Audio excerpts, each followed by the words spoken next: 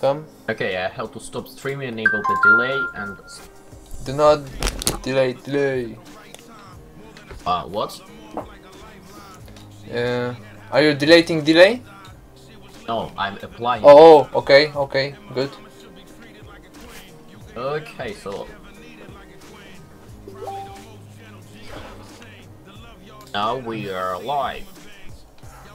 Hello? Hello and welcome to the Season Clash second tournament. It's me, Konstantin, me, Konst, streaming together with Konda. And now we are having the first ever game between Baton and Venice. And here we are. The game is loading, and while it's loading, Konda can tell you something about the players, because I can tell not much. Baton and Fenrir. Oh damn, Baton is good player. It's like copy of Sanek. It's all I know about him. He won last... no, he was about to win a game with Sanek. And Fenrir, I don't know Fenrir so far. Can't and now tell you can much. see some description about both of the players on your screen. This is what they write about themselves. So if you're interested, just take a pause and read something. The game seems to be loaded, a part of Lord Evil.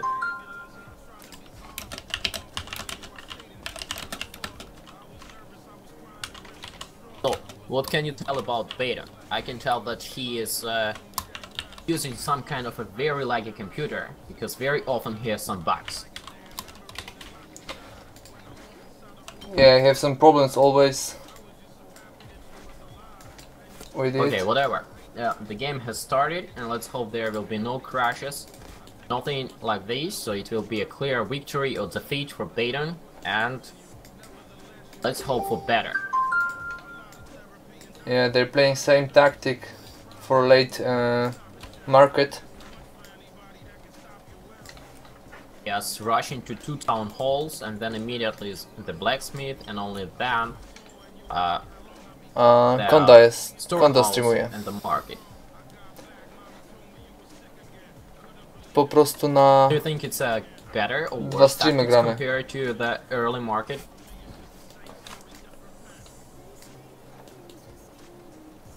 Yeah, I think it will be 230 diplomatic center. I know it's a much better tactics when you're playing like 8 players together, because if you are getting the market last one or almost last one, you get slightly less resources compared to the first one. But if it's just 1 versus 1, I'm not actually sure.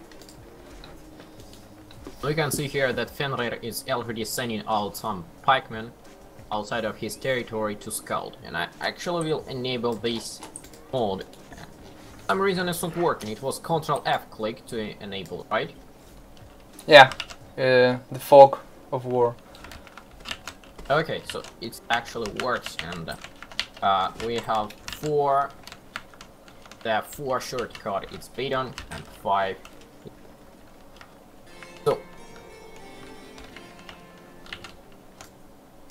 both of the players are just doing exactly the same thing, getting the diplomatic center.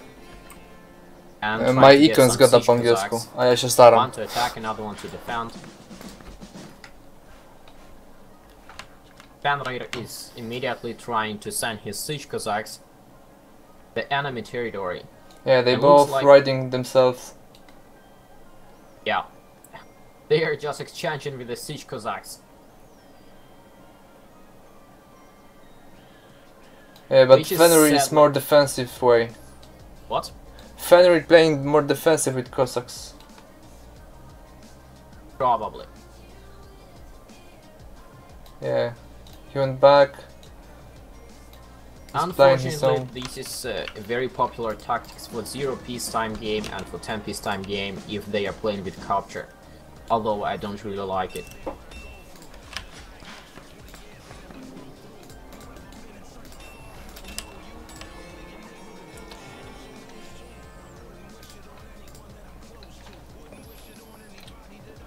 Both are playing for food. Upgrades are on. As I'm currently checking this little formation of Fenrir, which is being sent to Baton's base. Looks like Baton is ready to accept it. 36 pikemen, 15 archers, and a couple of light infantry. And Baton is currently working on upgrades for his pikemen, I believe. Yeah, he just clicked second upgrade, but Fenrir got fourth and is attacking, so he got the advantage.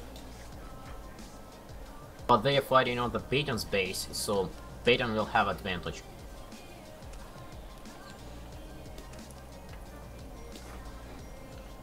Still, they decide not to fight and just walk here and there. Can you check for the upgrades, please? Yeah, it's 3-3 for Baton, and Fenrir got 5th defense and 4th attack. And here we see the very first fight, and looks like Fenrir is going to win this one, otherwise... Yeah, better pikemen as well. But Baton was able to kill the archers with his siege Cossacks.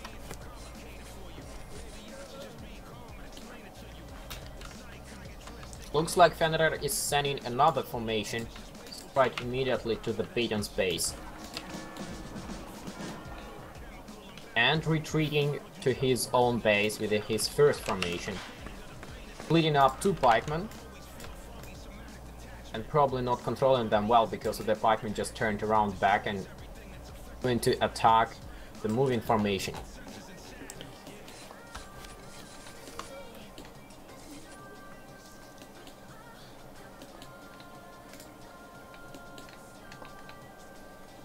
Now we have 5th upgrade for pikemen for Fenrir for attack and defense, and how about Baton?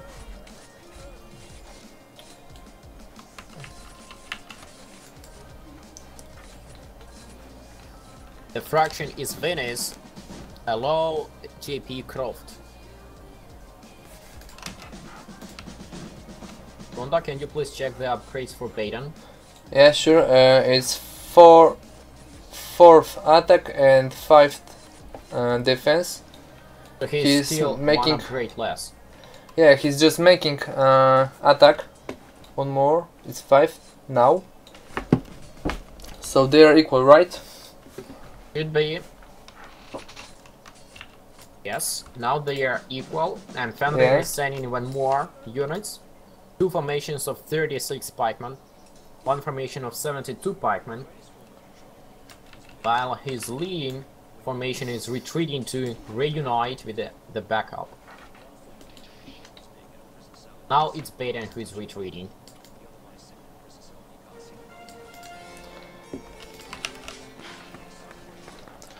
Baton got 5 gold mines. 5 gold mines. Yeah, and he's aiming to get the 6th one. So if Fenrir does not spot it and allows Baton to get some extra gold, that could be a win for Baton in the late game. And we can see here that 15 light infantry plus 2 pikemen are protecting 1 gold mine for Fenrir. Seriously scared of these siege Cossacks. Baton out of javelins. Baton what? Baton out of javelins. Dwellings, sorry. Okay, dwellings. he's short on dwellings. Yeah. He's building here some houses. Upgrading mines. So far Fenrir has just 4 gold mines, which is not that good. But let's see if he has any gold mines nearby which he can take. Yes, so there is 1 gold mine on the left side of Fenrir, so he could potentially take that one.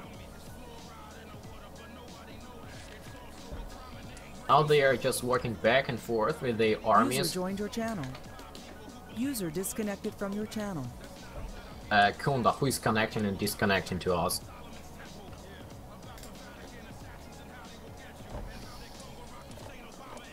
A random guy. Don't bother him. Okay. That's strange game.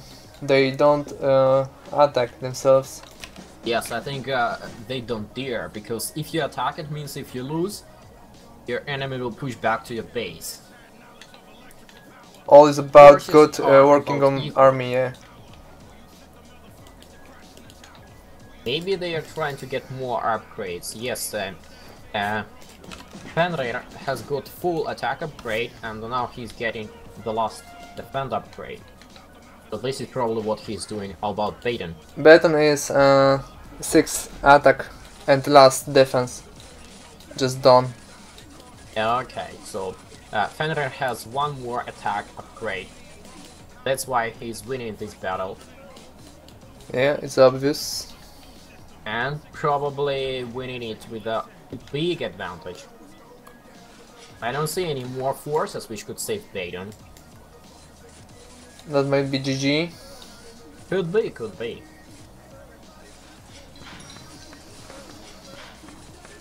Yeah, probably GG, because even if Baton is able to defend himself, he'll be still losing this game because he has no peasants.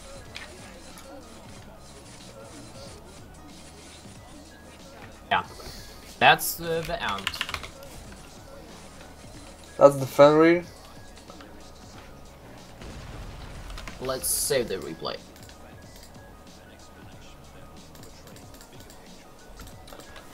They gathered same food. Baton got more gold, more iron. He even upgraded more mines. If game would take more time, Baton should win. Yes, I can see that, but Baton has got slightly more gold, but slightly less food. Still, that's not much difference. Probably Fenrir just made some nice trades and was able to upgrade his units faster.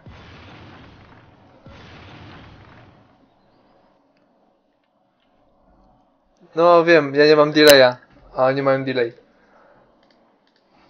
Czekaj, pisali? Okay, so Mogli coś let's napisać go nawet na ten to the temat. next game. And to the next game we still have Fenrir and Baton, and they are supposed to play... What nation they are supposed to?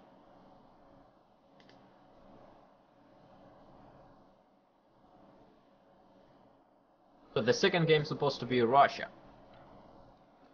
And while they are getting a new game, we can take a look at the qualification result.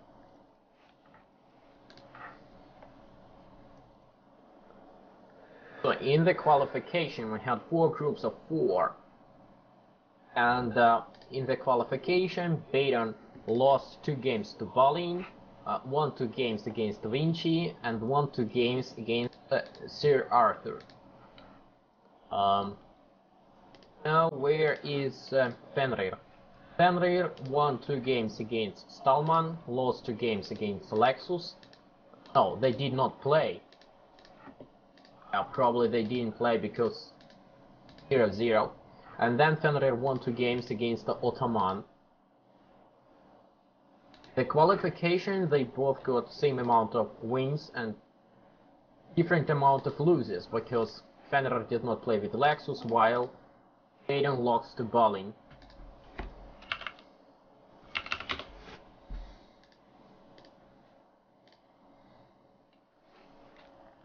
Here the password would be the same. Ja? No mam nadzieję, że się nikt nie przypierdoli.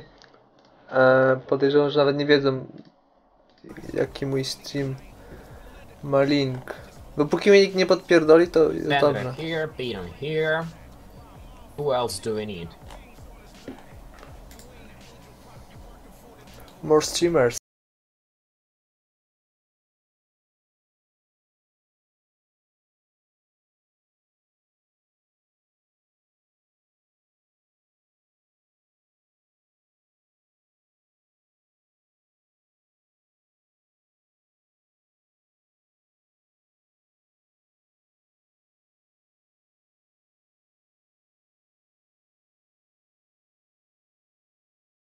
Looks like we're all here, and now it's just a matter of time before we start the second game between Baton and Fenrir.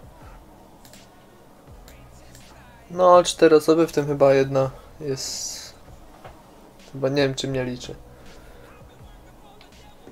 It's Russia, so...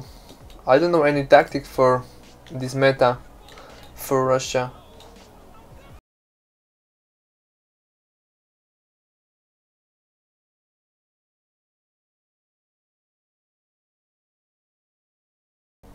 Let's Actually, see. I don't know. I'm not a very good player in Cossacks 3, but when I tried in Russia to play against Europe and more barracks, then I lost. But when I was playing against same player and put less barracks but more upgrades, then I won. Still, it's not indication because I'm a pro player and I would probably lose to any of these tournament players.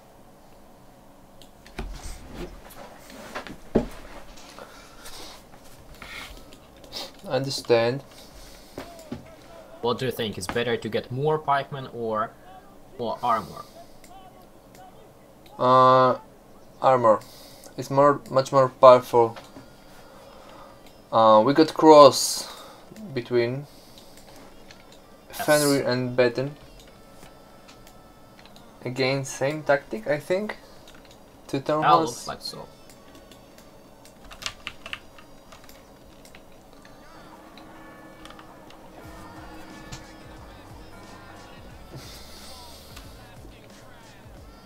I believe that both of the players are watching the stream, so maybe it's a good idea to like say in details what exactly they are doing. You think? I'm not sure, but That's cheating. I know it's cheating, but you cannot prevent it. Baton is going for 1 barracks immediately and then academy and market, while Fenrir is basically doing exactly the same thing. Russia has one big disadvantage at 0 peacetime game. The academy builds a very long time. But since they are playing Russia versus Russia, it's not a problem. Yeah, that's equal. Only a skill matter. Baton rushes for the second barracks immediately. It's free. It's 3 barracks for Baton and Yes. 3 from Fenrir. Pretty equal. Pretty much. Hi there, hello Aaron. We have some viewers on our YouTube stream. No, nie da się. Can you please spectate from the Baton side and tell me if there is something interesting happens, for example like he's low on gold or low on food? He's low on gold and low on food. He's making 6 Cossacks so far. Producing food. Upgrades for food are done. 2 gold mines, 1 iron. Gathering army. Checking map. Basically same thing what Fenrir is doing, but Fenrir has got 3 gold mines and just started to get the food upgrades in the academy. Baton got 3rd gold mine as well. And now Baton is again trying to be aggressive with his attacks.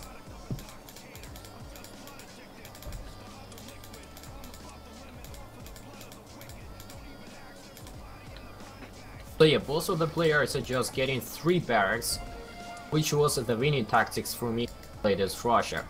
Because when I tried to place 4 barracks, or even 5, I don't remember, I lost.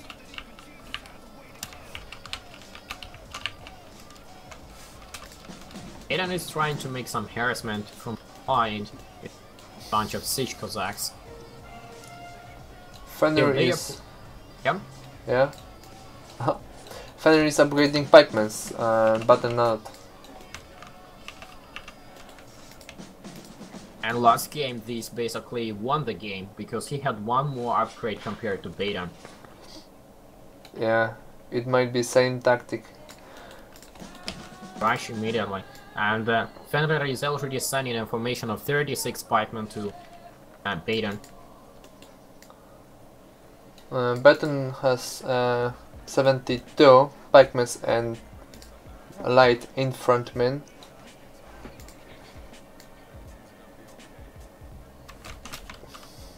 He Yeah, we can't have here. spot Fenrir army so far.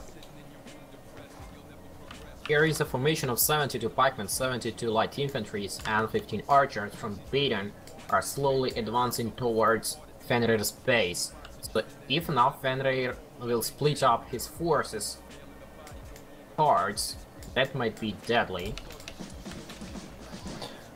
They are still far away from each other, so I think Fenrir will be able to get enough of the forces to defend his base. Baton just clicked third upgrades, but he got enough army to defend himself. Probably. But he might lose some gold mines. Yeah, Fenrir might got a couple of these. Yeah, he captured one gold mine, and I think it would be clever to take peasants out. Exactly, that's what he is doing. He actually got 2 gold mines. That's huge attack. 3 gold mines. So Fenrir destroyed 3 Baton's gold mines. And he is advancing with his small formation with a 26 pikemen from the bottom. Baton got 4th upgrades. He's making 5th defense. Let's see what we have for Fenrir. Fenrir is getting 5th attack, and he has only 5th attack and 5th defense.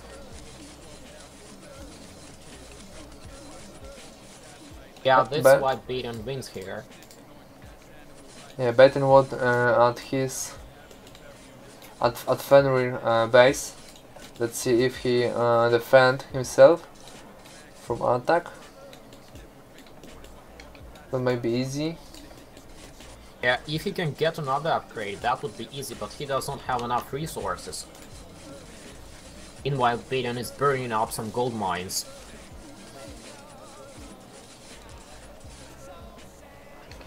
Yeah, so he basically just lost 1 gold mine and 1 house.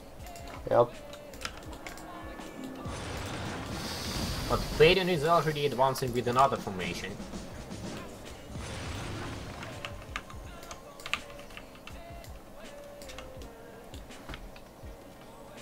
Baton have to rebuild mines.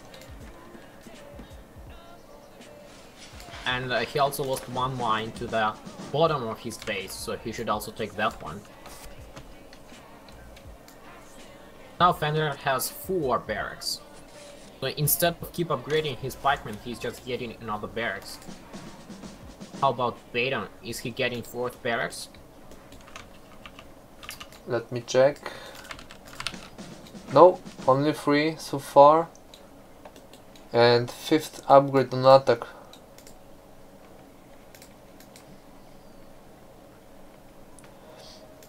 Fenrir is short on iron, so production of his pikemen is paused, or at least delayed.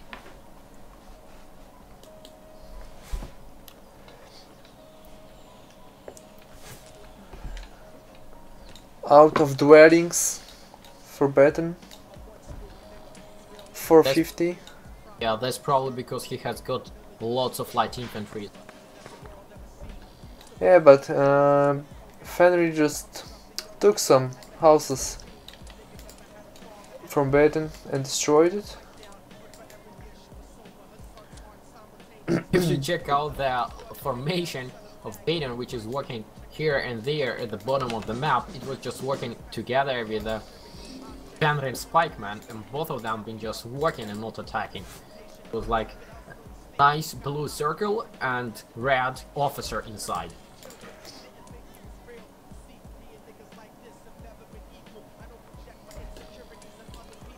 Fenrir is short on gold, otherwise he would get more upgrades, and yes, he is now finally getting his 5th attack upgrade. Baton got 5th attack and defense.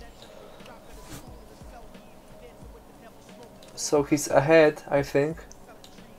And he's another formation, you now advancing to Fenrir's base, while the first formation is taking out Fenrir's formation from base.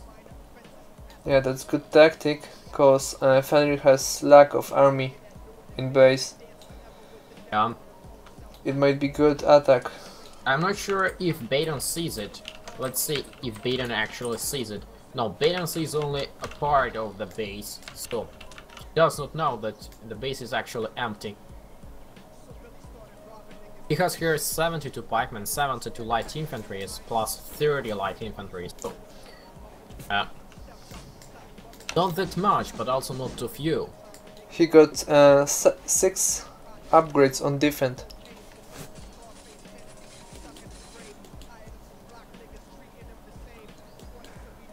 Might be dangerous for Fenrir.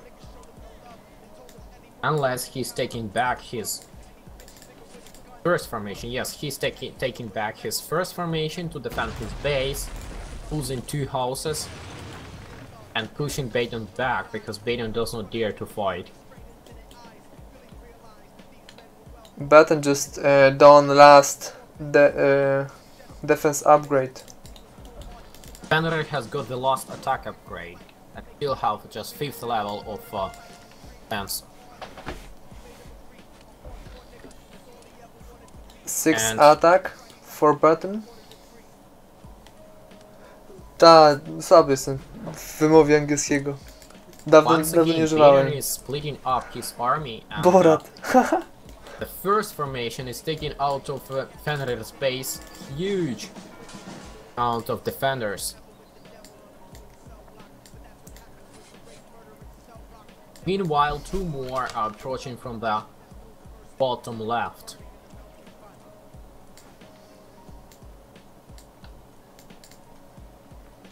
Fenrir, as usual for Russia, is short on dwellings. As Baton. Same thing. Fenrir is getting his last defense upgrade for the pikemen. And then we will have to wait for the cuirass upgrades. Baton just clicked last attack upgrade. Now they should be equal on upgrades, or even Fenrir 1 upgrade ahead, because he has fully upgraded pikemen. They're both fully upgraded. 1 mine lost. Town Hall. Yes, that's good. Rest in peace, Town Hall. Oh, blacksmith. Yeah.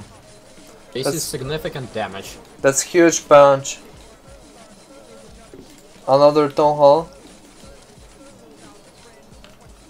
Yeah, this Town Hall also did not survive.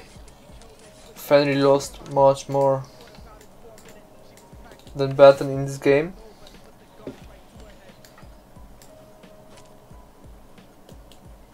But it's purely to the tactics, I believe, because they are pretty equal on upgrades. And Fenrir has 1 more barracks.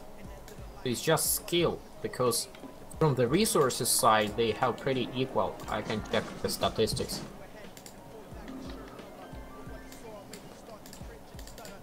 No, Baton has almost double the food of Fenrir. Baton got 94 serf peasants in food.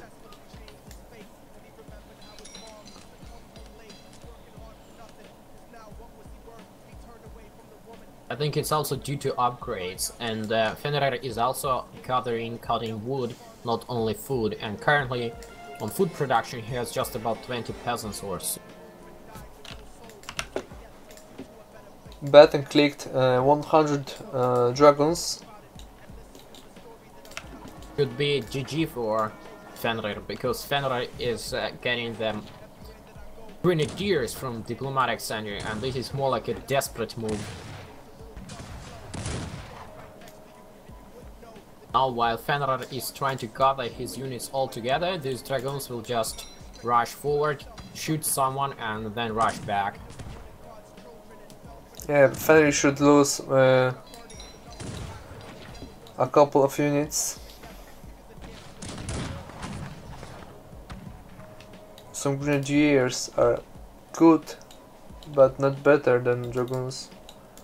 And I think Fenrir is just trying to save his base with grenadiers, because if you do not have any ranged units, these dragons will just go inside, kill someone and then rush back and you can do nothing about it. With grenadiers you can somehow fight back. The key is to get armor faster than enemy. Yes, Baton you mean is the just Kozack clicked. upgrades. Baton has just clicked armor defense +2. You mean the blacksmith or the academy upgrade? Academy upgrade. Yeah, that's expensive one. Cost almost 10,000 of gold and Fenrir does not have this resource. That was easy to manage, so much gold for Baton. He has good economy. Yes, he has lots of peasants on food. Although he has just one meal and some of the peasants are resting there, waiting for time. Meanwhile we have here the probably last fight. And as expected, Baton is winning this one because he has one grass upgrade and he also has dragoons. So this is 1-1. You're going to see the third game between those two. Third one will be Scotland. That one will be interesting. Honestly, I have never played for the zero peacetime game as Scotland.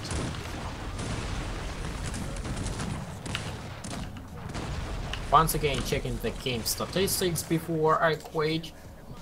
So Baton has got 500,000 of food, while Fenrir has got only 232,000 of food. So Baton has got twice as much. Yeah, but Fenrir has 50k of wood.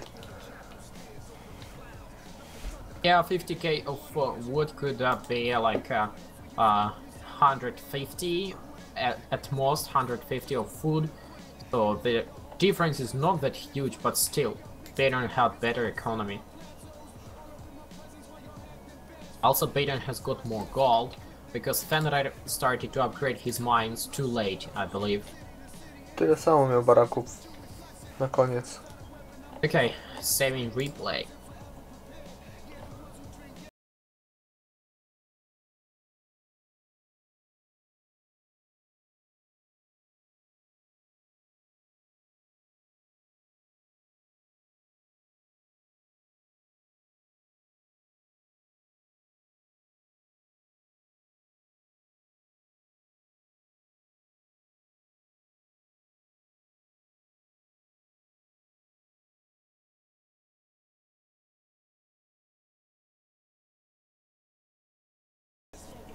It's 1-1 Baton versus Fenrir. Waiting for the game to pop up. While the game is getting ready, we can talk about the next game which follows up, and this is gonna be Petro versus Artyom Pro. What do we know about these two players? I know Petru. He's good odd player. Yes, I know Petro. Petro is a very famous player and he got the second place in the previous season clash tournament, which is not what I've expected, because I thought that Petro will take the first place. Nevertheless, it was a nice fight. And I don't have a single win against Petro, I guess. Maybe only when I played like 3 versus 3. Yes, 3 versus 3. Me and my team had a couple of wins against Petro, but not 1 versus 1. Yeah, Petru is good player 1v1. I have played with him many games, never won. And It's if only you're- always one step ahead. Sometimes it just feels like he's magician. Somehow units are faster, smarter, and more powerful in his hands. Okay, let's go back to our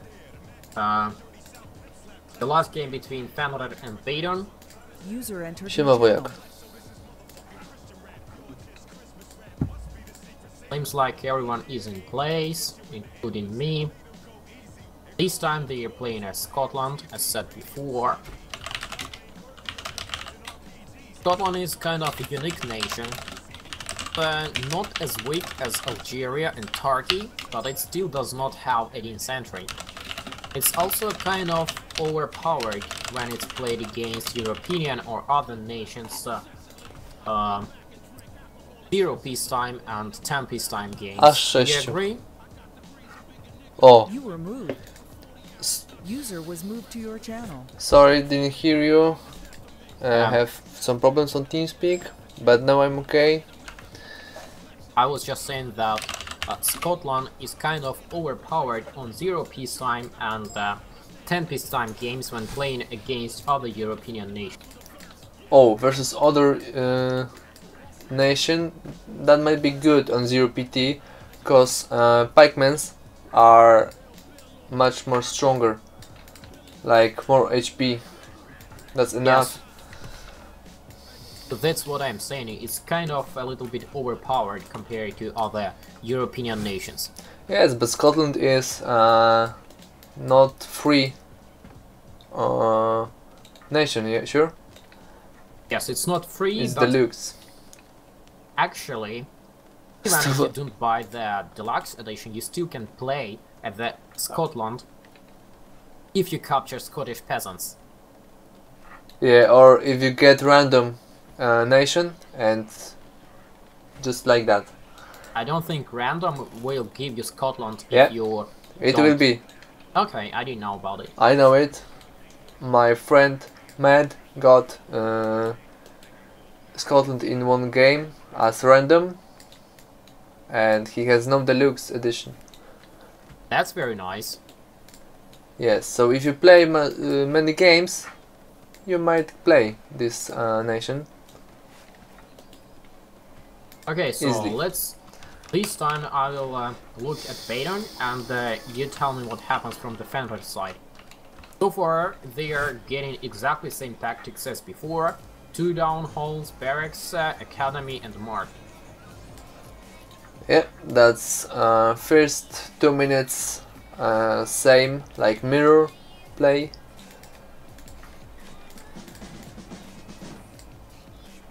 Baton has got his second barracks, started producing the pikemen. Same way on Fenrir. Diplomatic center just clicked. And diplomatic center is almost finished for Baton, so this time Baton is slightly ahead. Yup, I agree. First gold mines for Fenrir. Same thing for Baton. Also, I remind all of you that this is double elimination system, so even if Fenrir or Baton loses this round, the loser will be moving to the lower bracket and still have a chance to fight back. Yes, same way as Season Clash 1.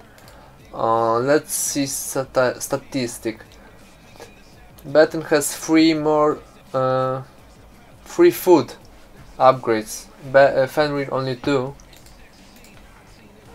Probably the last game taught Baton to gather more food, and this means more food upgrades. Yeah, more food is more wood, stone and gold. More of anything.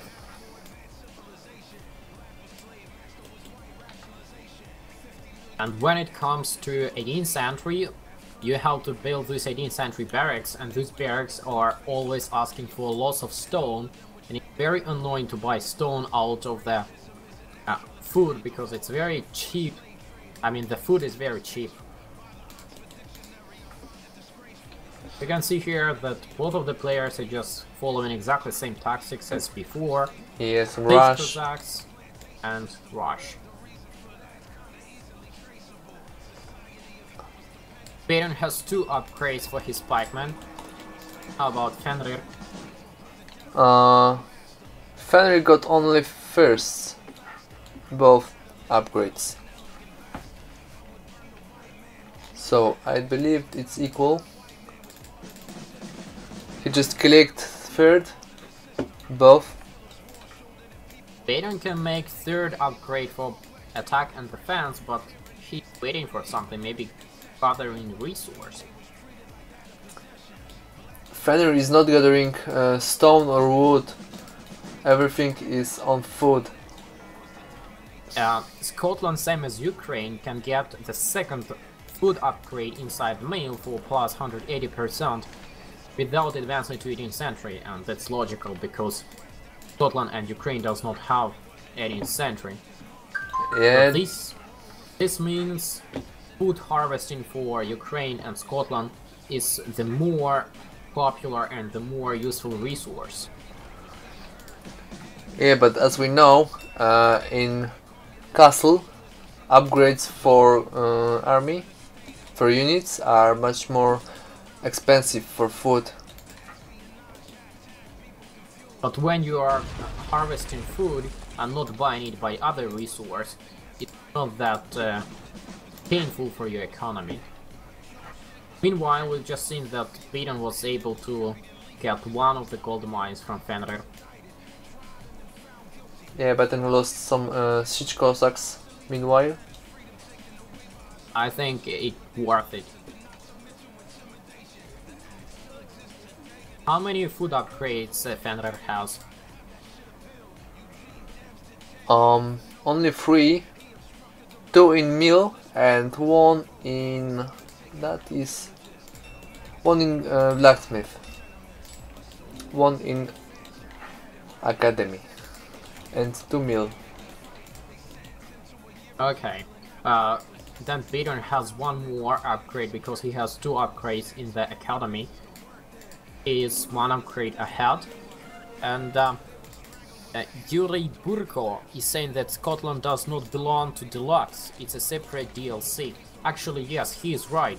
When if you have the Deluxe edition of Cossacks 3, you will not get the Scotland, because Scotland is a separate DLC and it has to be purchased separately. It might be. I might forgot, sorry. Yeah, yes, because I have the Deluxe edition and I have to buy the Scotland DLC. Yeah, the Deluxe edition is for winter and sand. Yeah. That's right. Meanwhile, Baton tried to attack Fenrir from behind, from the bottom, and Fenrir was able to successfully defend him. And now Baton is trying to attack from the top as well, but we can see here that Fenrir is following his pikemen, and probably nothing will work for Baton here. On my side, Baton has captured another gold mine from the neutral territory, but still has just 4 gold mines. Probably he's not able to find his own 4th gold mine. I'm just looking for it. Or away from his base. Yes, his 4th gold mine is right on the way to Fenrir's base, so he probably decided to take one from the neutral territory instead. Yeah, Fenrir just defended himself. He got fully upgraded defense For pikemen. for pikemen, and he got last upgrade for attack. Lack of gold. Only 3 mines. And Petro has got 4 mines, but he does not yet have the last... Baton, not Petru. Oh yeah, sorry, I was just looking Petro. Baton has got upgrades, fully defense, and the last one for attack. Here Fenrir made a stupid thing, just forgot about his formation, and that formation was overwhelmed by Baton's army and just swallowed. Third town hall for Fenrir. Second meal. Is he playing for game? Can hear you. Can you repeat? I'm saying Fenrir is probably playing for the late game. Yeah. Because third town hall requires quite a lot of resources. Fenrir just spot army under his city. He might not win it. What about upgrades for Baton? Fully upgraded pikeman, and he's now producing 100 plus grenadiers. Yes, it will be 100 plus or just 100 grenadiers. Scottish pikemen, they do not have any armor, so they are very vulnerable to the bullets. Yeah, that might work. Fenrir just clicked last upgrade for attack. So they're both equal. Yeah, and Baton is upgrading his gold mines. Are they going to fight here, or Baton decided to retreat? Ricardo saying that he's still a Scotland fanatic. Well, Ricardo, we all remember how you got the Scottish DLC, right? For free, I guess. Yeah. But he really loves Scotland. He was fan of Turkey, who are the rebellions and Tatars changes. Now he's fan of Scotland. This is probably the only nation he can play well. Fenrir took one gold mine from Baton. Yes, that one from neutral territory, and it was a nice move. Because Baton is starting to get more and more gold. Let's see statistic.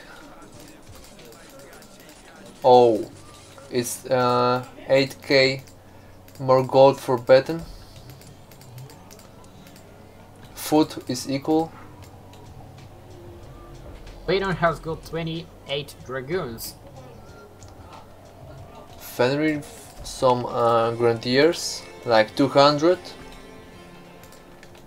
from Diplo and only 36 on the map.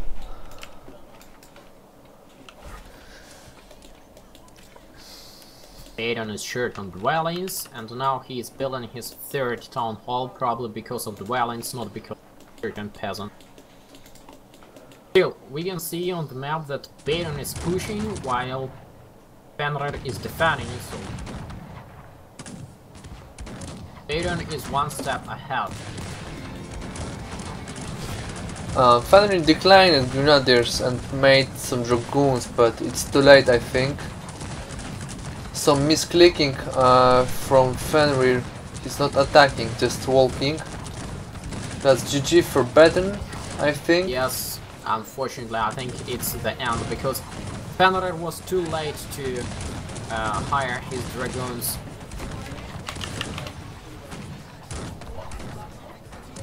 Fenrir just quit without a GG.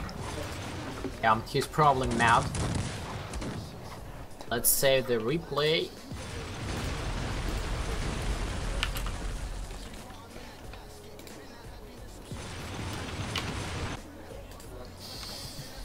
So this is 1-2 and Baton wins. So Fenrir is second bracket. That's while Baton moves to the top bracket. If we compare the statistics, then Fenrir has got slightly more food, but Baton has got 31,000 of gold, while Fenrir got only 19,000.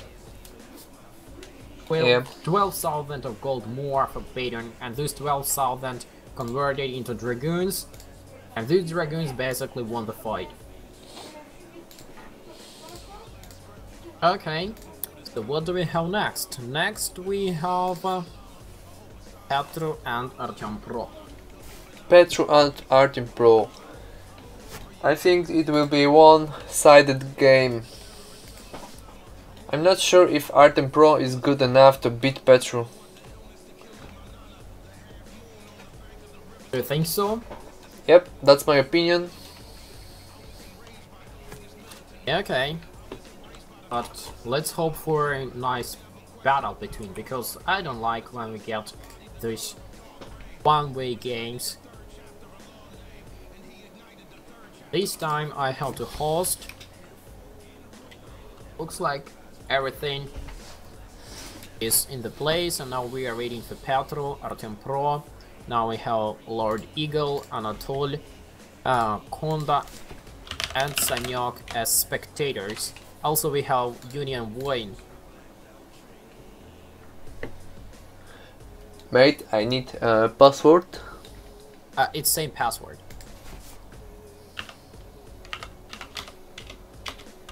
Uh-huh.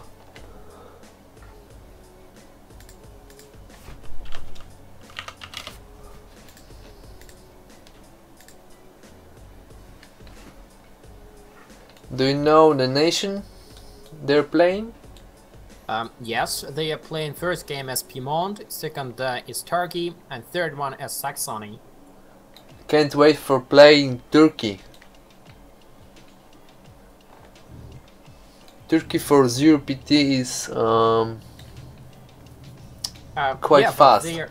They both are playing Turkey, so it will be no advantage or disadvantage for both of them.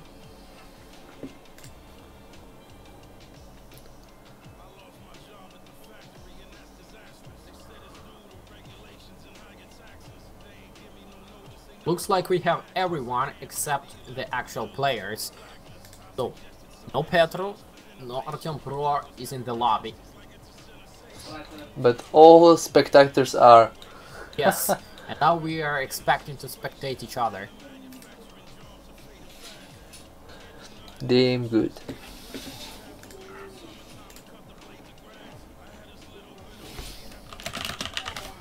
Let's check with the developers, are they actually coming? I can see Petru is in the game, like in Cossacks 3 on Steam.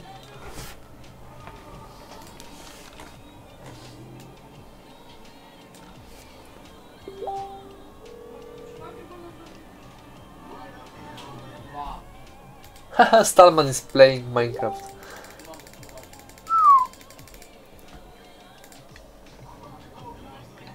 There is Petru on lobby. Nice, we have got Petro. And one more. While we can read about Petro, he is sad about himself. Oh, my name is Petr, and you know me as Petro. I live in Chisinau, Moldova. I am playing Cossacks since 2011. They keep getting questions about what is BWM. I will provide an answer. It's Big War Master. Now what that is? You will ask, is it LCN, and you will find a wonderful option millions with artillery. Okay, so here is long explanation of what that game is, and if you are really interested, you can just read it yourself on your screen. And his biggest achievement was second place in the first season Clash tournament. Now it's time to read about Artem Pro. My name is Artyom, I'm from Russia, I'm 17 years old, and my first experience with Cossacks started in 2006.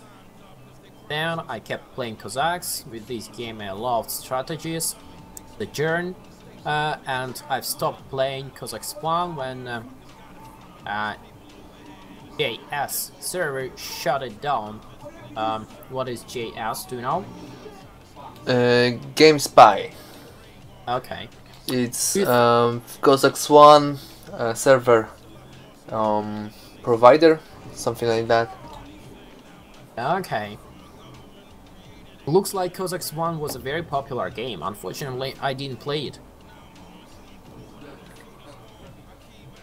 In 2015, I heard about Cossacks 3 announcement, which made me happy, as I impatiently waited for return of this legendary game. The release date, I bought this wonderful game and I sunk in it for hundreds during sleepless nights. I wait for Season Clash to start and wish good luck to all its participants and viewers. Good luck all. Regarding the achievements, Artyom Pro participated in almost all the Cossack 3 tournaments except Season Clash.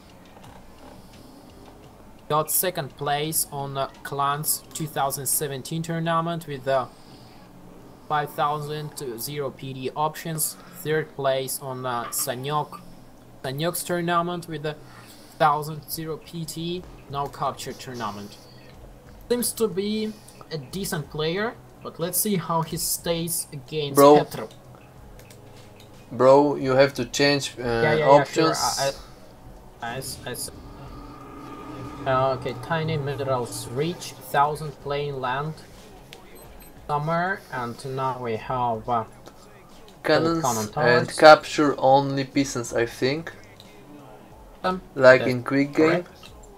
Diplo default. So everything okay?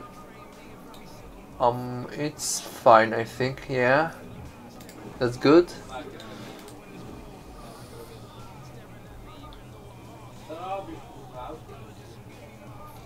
Highlands. Oh. Good. Got it? Yeah, that's fine. Now we are waiting for plus from Petro and Sanyok.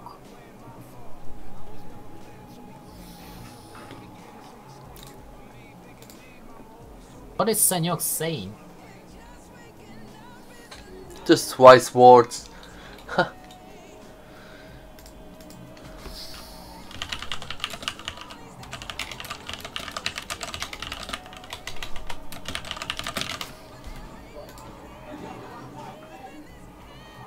I can't wait while the developers fix this crazy issue with the encoding. So instead of Cyrillic letters, I see this crap.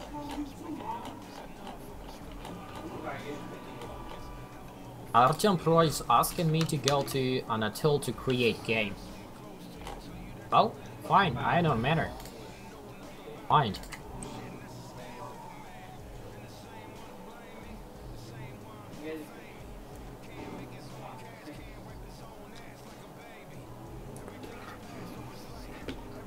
Artyom Pro is saying it lacks for him to play with from my host. Oh. Probably because he's from Russia and I'm from Europe.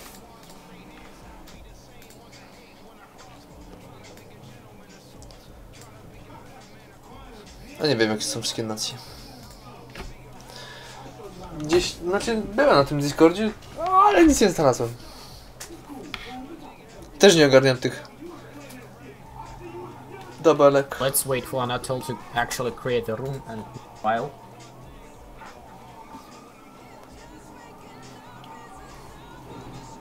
Yeah, developers also asking me let Anatol to host the room. Yeah, he made it. Sure, no problem.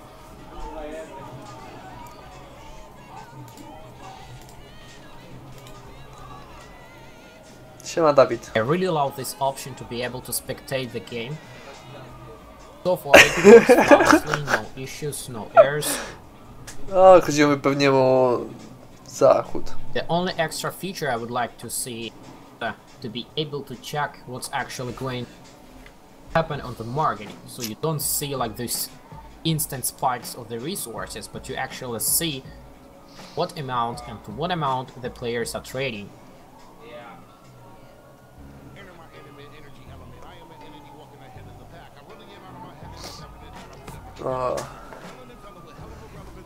Dago was saying that the last game Fenrir moved army instead of move and attack. I'm not sure, I didn't see that, because for me it looked like the army was moving and attacking.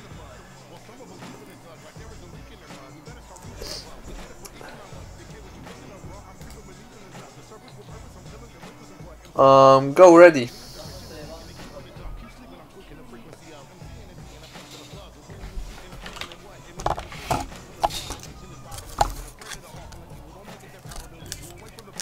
thanks. So, finally we are getting to the second game between Petru and Artem Pro. Petru is a member of GFF clan, while Artem Pro is a member of Union clan, and Union Wayne, another spectator, also member of that clan. Sometimes I like to watch this stream or just comments from him, some nice voice.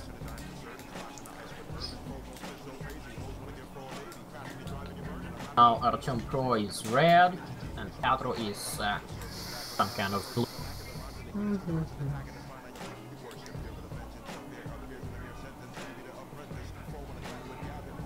Both are Piedmont. They have started. I will spectate for Artem Pro and have an honor to look for Petru. I couldn't find the color for Petru. Me neither. That's why I just told you. Ah, add +8. Some tip. Yeah, Petru is 8 and Artem Pro is 6. Yes, that's good. Petru is rushing market. That's strange. I actually love it because finally we will see something interesting. Yeah, they are close each other. They might rush themselves. No nie ma górek. Still, they are basically mirroring each other. 2 down halls, barracks, Nope. academy. Petru is building second barrack, and Artyom is. Oh, same way. Okay, never mind. exactly. Just spot it. Artyom will get faster academy, I can see, because Petru is just clicked it. It's probably because he was busy trading on the market. Or I don't know why.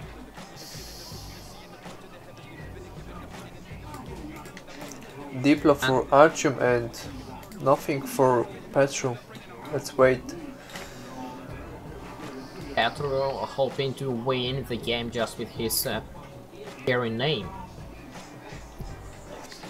Petru started 50% for harvesting food in academy. Mill and blacksmith upgrades are done as well. And while Artyom is already attacking with his peasants. Oh, sorry, what I'm saying, attacking with his siege Cossacks. Attacking with his peasants. Yeah, I'm listening to you and I'm searching for peasants attacking.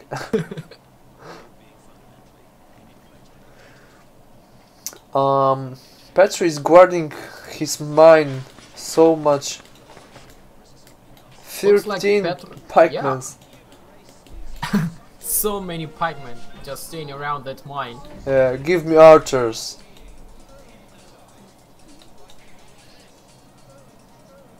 Looks like Artem Pro just sent his siege Cossacks as a stream to Petru's base, but still he has got more siege Cossacks, so he was able to kill Petru's siege Cossacks and now killing some of the peasants. Capturing and not finished mine. Yeah, that's good advantage for Artyom. But Artyom did not get much, probably just killed 5 peasants and a mine. Now the siege Cossacks are running somewhere else. That's enough for first 10 minutes. Probably, and we can see that Artyom already bouncing with a small formation, 36 pikemen and 15 archers.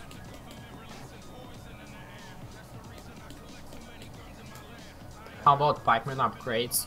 Artyom has 3rd, now getting the 4th attack upgrade and getting 5th defense upgrade. How about Petru? Petru is just clicked 4th both of upgrades. Okay, then Artyom is one upgrade ahead. But Petro is so confident in his power, so he's attacking. And he is winning, probably because he just had more units. Yeah, if you're defending himself, you have more units cause you don't move. Simple. But Artyom was able to recapture the gold mine once again and take out the peasants. Yeah, it's second mine he lost. Petru. Yeah. I remember Petro was a master of siege Cossacks maneuvers. And I remember some time ago I was spectating Petro's game and he built a cathedral next to enemy's base and they've been playing with capture. Just streamed all the padres directly to the enemy's base. So it was annoying, like you cannot capture the cathedral, can't destroy it because they've been playing without diplomatic center. And it's just staying there and producing enemy priest straight into your base. Yeah, it's good old tactic from Cossacks 1. Unfortunately, I didn't play Cossacks 1, so I did not know about these tactics. And when I saw it for the first time, it was like, this is so annoying. Yeah, that's bad. And when you take one priest hide in enemy base, you can take everything if enemy is not guarded. Yeah, and if, for example, if you click Ctrl Alt A and taking all of your army or military units and sending them somewhere, then your base will be left empty and this priest could just walk inside and capture. That's right. Plus, you have some extra map vision. Yeah. Petro has got back his 3 gold mines, but Artyom is getting 1 extra mine on the neutral territory, and here we're seeing another clash between the armies. Once again, Petro is winning this one because Artyom was not properly controlling his units and they've been attacking one by one, not all together. Artyom losing gold mine in neutral. Yeah, just 1 Golda. pikeman left. 3 golda Petro dla captured this gold Petru mine, and I think he will just leave this gold mine here. i... O kurwa. 4 dla Artem Pro, ale ma ulepszone. 2 ma ulepszone, tak? Dobrze mówię. Artyom has got 2 mills, but both of the mills are staying that they cannot use entire place for the fields. And he's also keeping storehouse right on the field, taking a couple of their cells.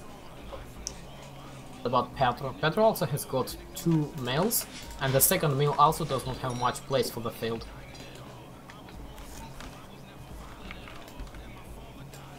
Can you check the pikeman upgrades? It's 5 on defense and 6 attack. Yeah, Artyom Pro has got fully attack upgrades and 5th level of defense for his pikeman. Petru just clicked last of attack, but still 5 only on defense.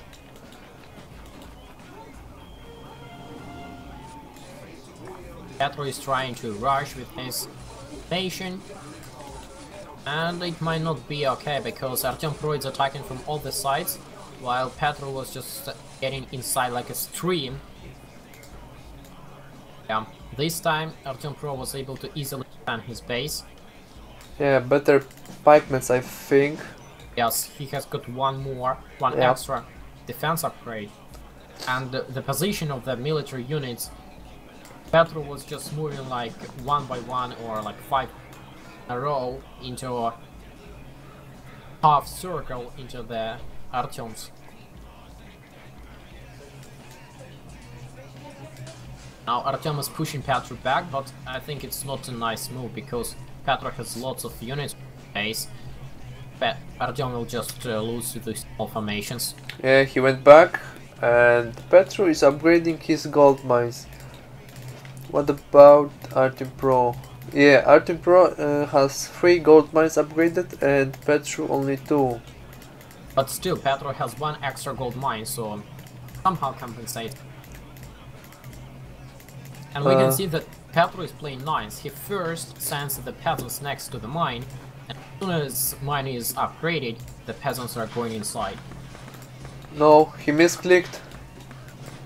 He just misclicked. He have Yeah, okay. upgraded mine and peasants are just watching this mine. Okay. I thought he's such a pro that he can calculate when the mine will be upgraded, so sending peasants in at once, but just a misclick. He might be, but he might forgot about take peasants in.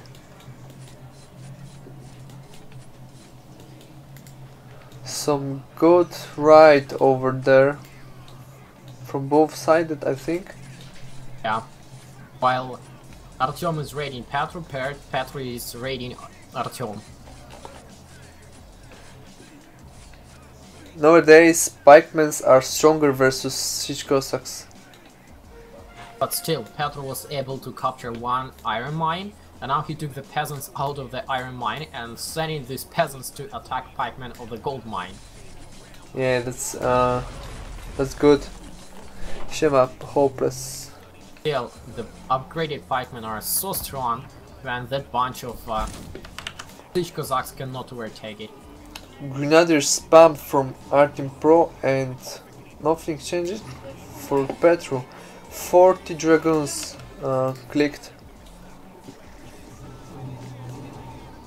Petro is going for dragoons, while Artyom Pro is going for grenadiers and dragoons. Jeszcze Artyom dopiero, Pro is going to get about 100 dragoons, maybe slightly less. jeszcze dopiero rozkręcam, więc sobie przypominam w ogóle angielski. You say that Petro is getting only 40 dragoons? Yep. And fully upgraded pikemans. No armor upgraded. That's my icons. I think it's same thing for Artyom. Fully upgraded pikemen and no cuirass upgrade so far.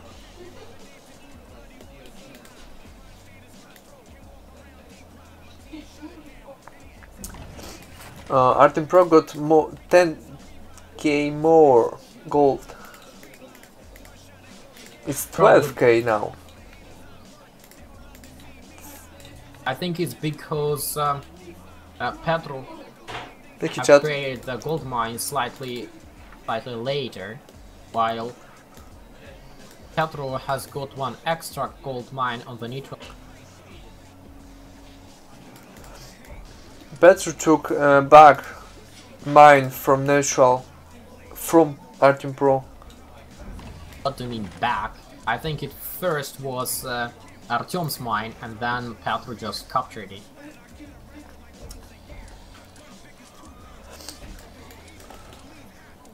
How many gold mines Petro has? It's 5 gold mines. And Petru upgrades 2. Upgraded 2 gold mines. While Artyom has just 4 of them and upgraded 3. Let's see. Are they going to fight over here or? Petru got upgraded armor.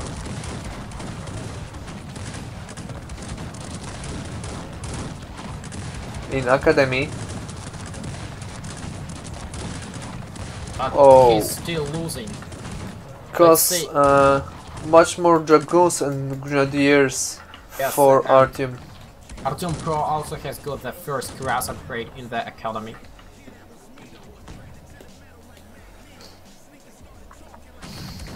Guys, when you watch the stream, please check the game sound and the voice sound. If the game sound is too big, please just let me know and I will decrease it. I believe it's GG. Nie wiem, czy będę grał. Zobaczę. Jak bada jeszcze... Nie, bada nie będzie raczej. Yeah, that's GG for Artyom Pro. Unfortunately. Petru And you told is... me- Yeah, I told you, but... I'm wrong again. Let's see other nation, cause Baton is not much known for petrol.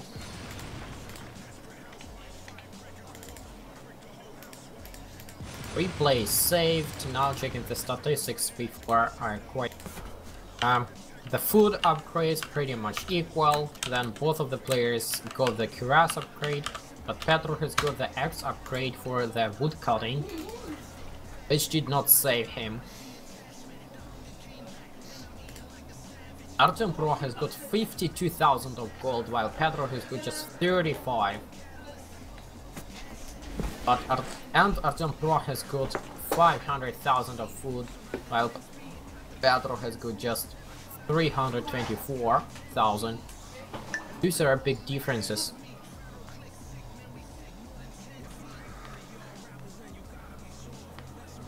Okay, waiting for the next game.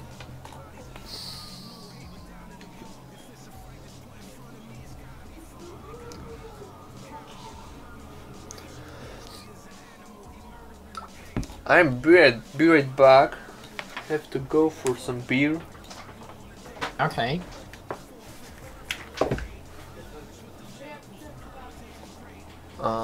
Mogę zrobić kanał.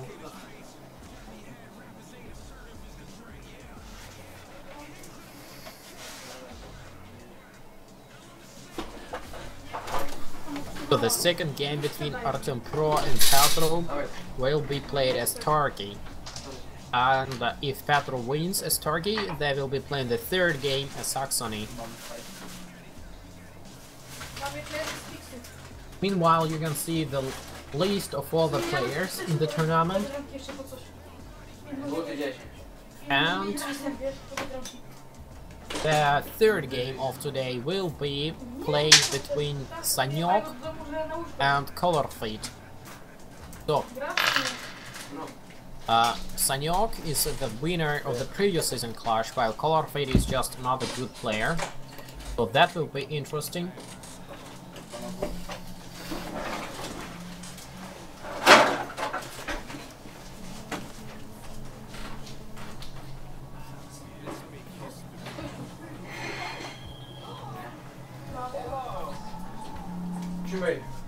Wziąłeś. Co to jest? Wszystkiego najlepszego. 100 pieniędzy i żebyś to spalił. I żeby Pali się! No. Chcesz kawałek już? Nie chcę, dziękuję. And the fourth game we're supposed to have today will be between Balin Co? and Stalman. Mogę ci I pomóc. think Jak będę w domu. Balin is a very powerful player. Dobra. Okay, Not I'm sure back. about Stallman. Okay, we are just waiting for you. And oh yeah, you are here. We are actually waiting for Artyom. Probably decided to take some beer. Oh, 3, 2, 1. here To już he is. drugie piwko. Pierwsze już było, już minęło ten moment, kiedy się najebałem. I can't wait for this game. Because it's Turkey, or Because it's Turkey. you I'm love curious to watch about... Turkey games? What? You love to watch Turkey games? I love to play it.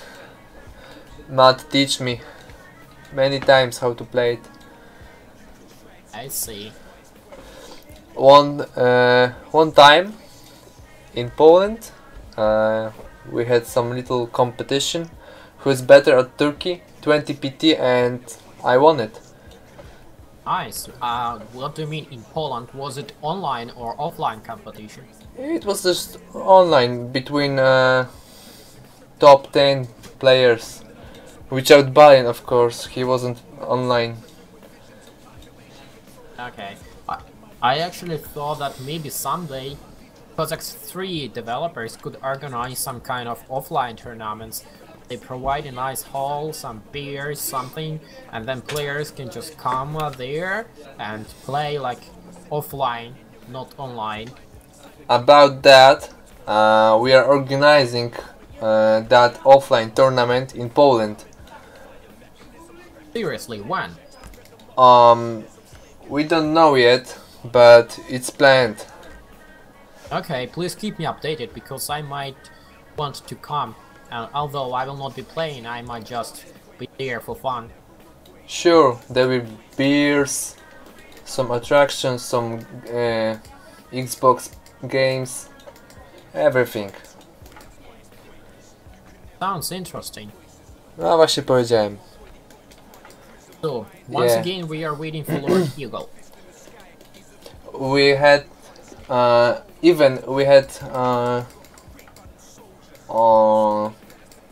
I can't say it. Wait. I forgot the word. Fuck it. Okay, never mind. I think you can use Google Translate. No, I will remind it. But let's see the game. Yes, so finally it's your beloved target. I'm spectating Artyom while you are spectating Petru, or we can switch this time. No, I'm okay with Petru, Svetru. Okay.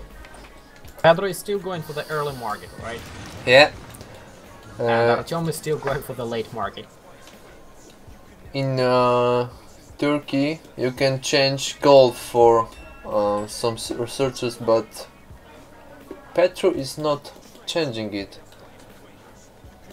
Because Turkey does not require gold for upgrades and for units production.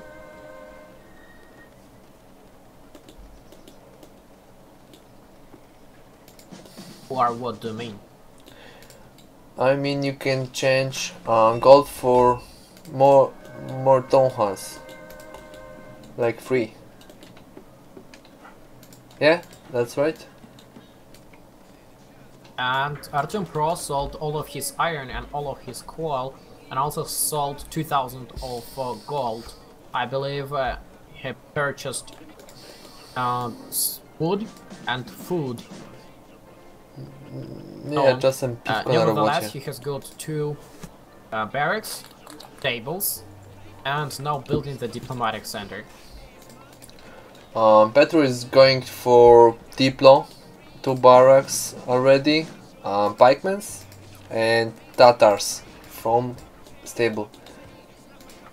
Exactly same thing from Yep. Artyom's side. Do you Oh. think it... Yeah, what?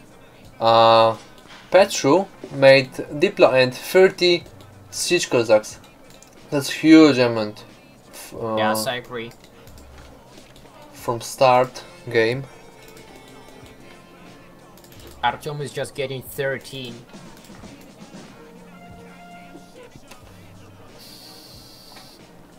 Do you think it's a good idea to get Tatars in the early game? I know that Tatars are very powerful at 10 minutes peacetime and 20 minutes peacetime, but from the very beginning maybe it would be more reasonable to get those lights off. No, Tatars are good. They have good range to destroy mines, you know? Yes. But you need at least a couple of them, or you have to upgrade the attack power, otherwise they will be destroying the mines too slow. Na alcie zmieniasz kolory. Alt 1, 2, 4, 5, 6, 7, 5, 9.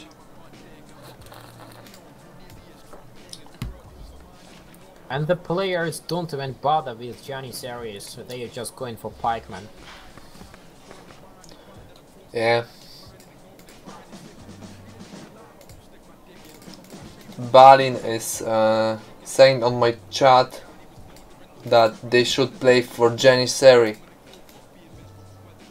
If they play for Janissaries, then they are not allowed to sell iron and coal, because otherwise Janissaries would not have resources to shoot. Also, Janissaries require iron for production, if I'm not mistaken. Yes. You know, if they will play for 3 townhalls, they could make some mines for coal and iron easily. But looks like they both are playing for like rush game, to pikemen and the Tatars. And another game for food production.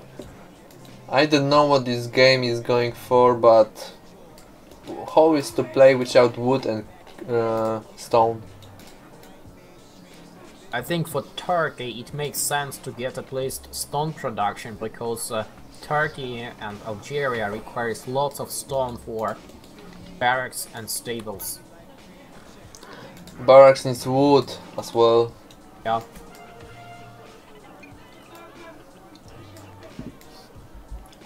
But I agree, stone is much more what you need for playing as Turkey. On the other hand, in the early game, Turkey has quite cheap upgrades for the food production, so it might be reasonable to start with food production and then slowly switch to something else. It might be. Let's see what they are playing for.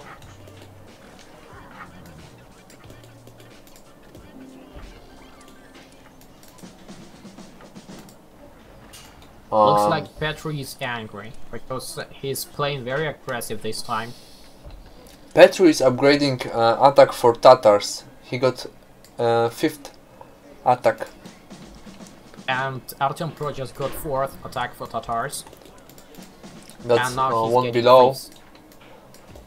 And 4th and 5th.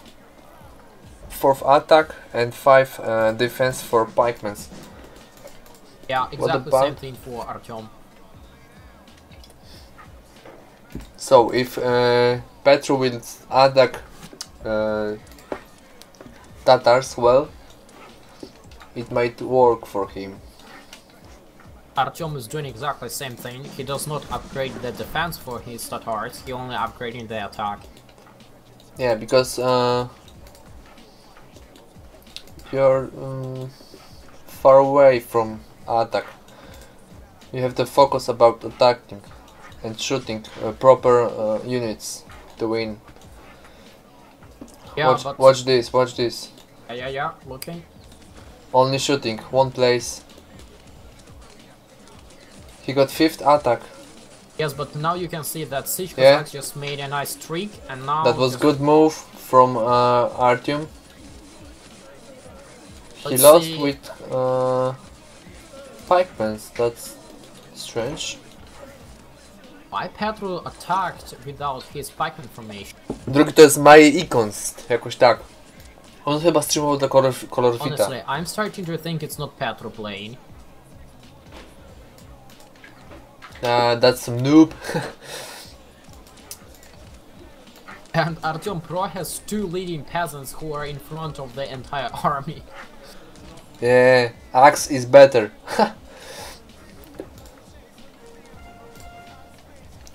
One peasant has 20 attack damage. Yes, but the peasants do not have any defenses. Still fine. Yeah, but if you're running, peasants has much more movement speed. So easily Axe attack.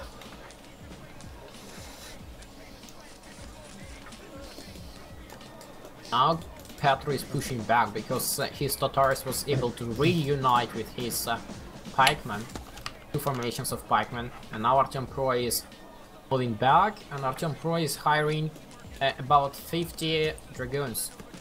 How about Petru? Is he getting any dragoons? No dragoons for Petru. He got maximized attack for Tatars and 6 upgrades for pikemen, both of them. Artyom has just 5th upgrade for pikemen, maximized attack for Tatars and 2nd level of defense for Tatars, and the dragoons, of course. Decided to spend his resources for dragoons rather than upgrading his units. Now this pushes Petru back. Petru just clicked 30 dragoons to defend himself.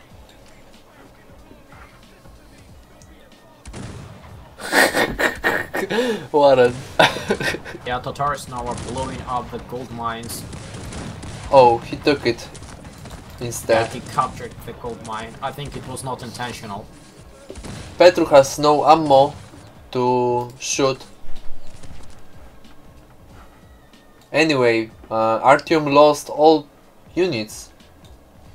Like... Except to the dragoons. And I think if Petru would have a couple of Siege Cossacks right now, These siege Cossacks could easily kill the dragoons and the Tatars. But he does not have. Also, his dragoons are not shooting because... Yeah, no freaking ammo. You know, Tatars need wood to shoot also. Yes, and we can see that Petrus Tatars killed his own light infantries. Yeah, but still no ammo. Oh, he changed Okay, it. I think he purchased some ammo because his dragoons are shooting now. Yep. Some grenadiers. Now Artyom is short on armor. This game is all about not lose Tatars. If you get like 100 Tatars, that's fucking good.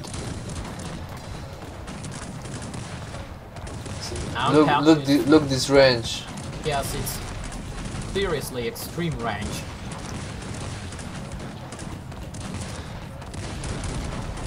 Some problem. Artyom surrenders. It was a nice game though. Once again checking the statistics, both of the players been playing through food, no other upgrades. Artyom just upgraded 3 gold mines. Yeah. Petru got 20k food more, but 7k gold less. Yes, I think in the end Artyom Pro got slightly more resources, but they did not save him. Yep. Probably that desperate move with the Dragoons was not that good because Petru invested into upgrading his units and that paid off. My icons, jest. Saving replay and waiting for another game. Konstantin. O, nie pisze. My viewers are asking, where are you from? You mean me? Yep. Currently I'm from Sweden. Originally I was born in Ukraine, but I left country a long time ago, so I still can speak Ukrainian and I can read Russian, but sometimes I'm just doing that bad. Got it. They just got your answer. And we have some viewer with some strange nickname, Fenrir, or I have no idea how to say it, but he's saying that it's nice to see all gameplay nations in this tournament. Yes, I totally agree, it's nice to see. Yep. It would be even more interesting to see one nation versus another nation, but I absolutely agree that this could lead to some advantage or disadvantage to one or another player. But I have an interesting idea. I'm not sure if you would like it or not, but what if we limit the number of units each building can produce? For example, if we have barracks, we can produce, I'm just saying for example, 100 of pikemen and 100 of musketeers. In this case, players would have to play with both of the units, and not like it happens right now, like you choose one unit and you play with this unit for entire game. If you limit population, you don't need more than one barrack. That's simple, yeah? You just wait for 100 and that's all. Yes, but if you have 100 pikemen plus 100 musketeers, that would be more than 100 pikemen, because one barrack can produce just 100 pikemen and 100 musketeers. If you have two barracks, you can produce 200 pikemen and 200 musketeers. But it's not like you can produce infinite number of your pikemen or musketeers. You would have to invest in upgrades for both units, and you have to properly control the units, see what's better in what situation. Damn, that's hard. Yes, I know that's hard, but that would bring some variety to the game. I think if if developers decide to bring this option, it should be just like an option in the lobby, so you can enable it or disable it. Nie wiem co odpowiedzieć.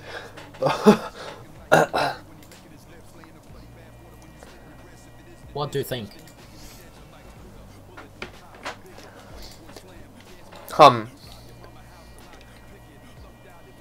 I have to think about this question, because I never I never played with limitation of people. If you have lack of army, if you can't build more, you have to just upgrade it max and play, get all map. I don't know. Yeah, but the key here is that there is limitation for certain units. Well, never mind. Let's just go to the game, and this time I will spectate Petro. Okay. At least once.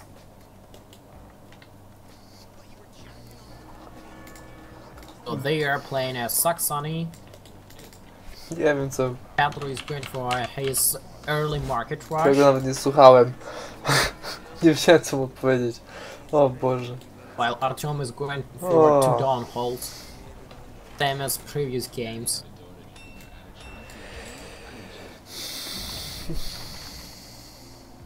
Yeah.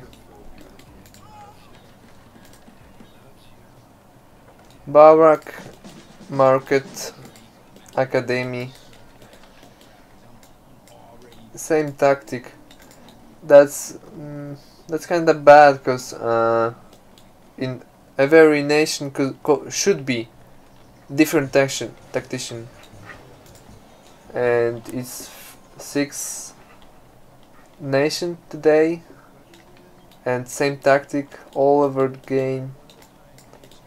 But only Turkey was slightly different, because for Turkey they also built the stables. Yep, that was the one differential.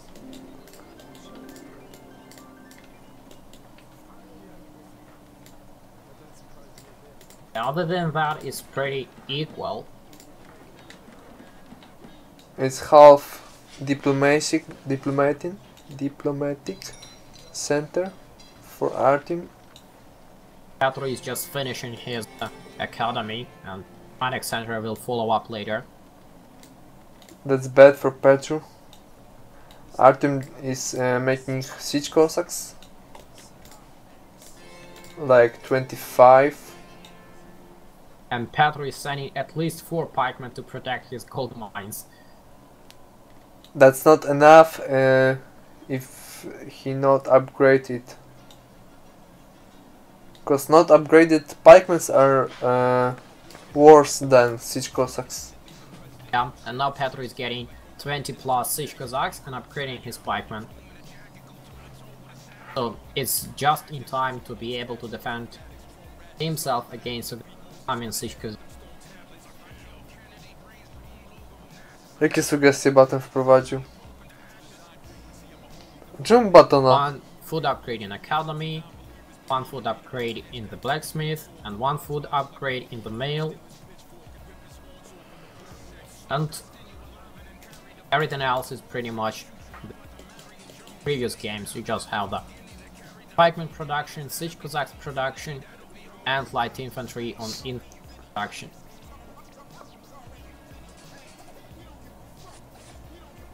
Here, Artyom was able to kill a couple of Petro's siege Cossacks. Now Artyom is rushing to the back of Petro's base, but I'm not sure if there is something to capture. Because the gold mines are in front, and Petro placed his barracks and diplomatic center right behind the base, so if you rush from the behind, you will just get into the incoming or outcoming, how it should be called, from the barracks and diplomatic center. Jebać Batona.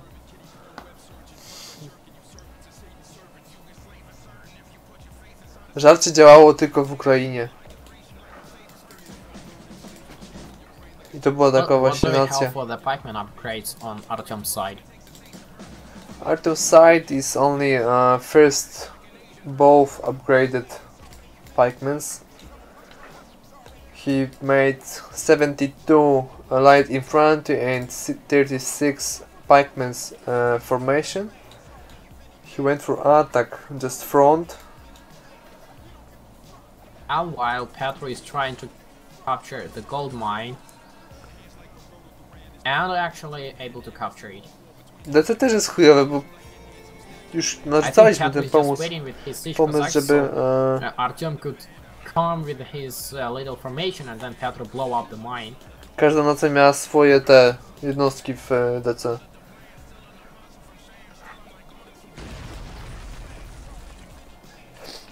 But Artyom did not buy it.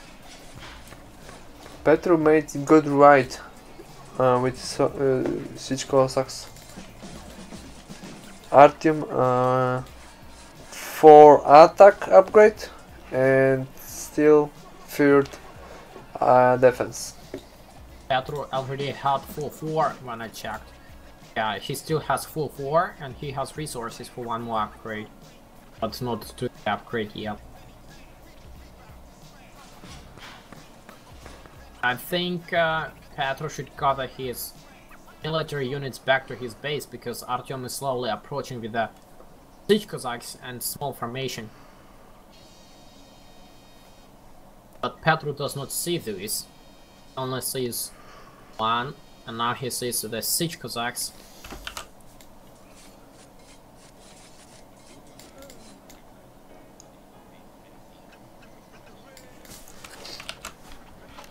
More like tactical maneuvers. Cossacks back, forth, back, forth. Very nice that the developers updated diplomatic center and now more siege Cossacks you have, Nie wiem, the nie more znam. expensive they are. Artyom Pro took Academy from Yeah, Petro, but he didn't spot it, yeah. sadly. But he got the iron mine. I'm not sure if he sees that. Yeah, he's more interesting for gold mine, but still, iron just blowed up.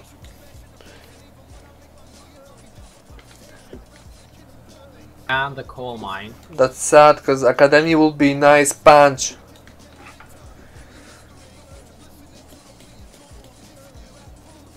This is the last and third Możesz game, so mówić, whoever spokojnie. wins this game wins. Jak nie powiesz, to ja zapytam tego, Mike Konstat i... 60 PT. O kurwa. Petro, come on, recapture the coal mine.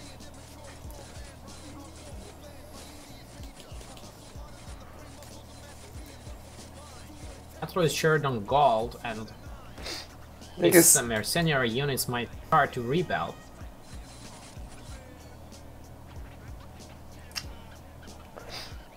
Looks like Petro is going to recapture his coal mine. He did. And Artyom is getting back his gold mine. While Petro is chasing the retreating formation from Artyom.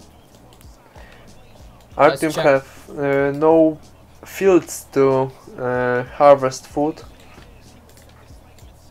He has stopped harvesting just. Yeah, Yeah, he's doing nothing. that's too sad. The peasants have some time to rest. Yeah, if it matter.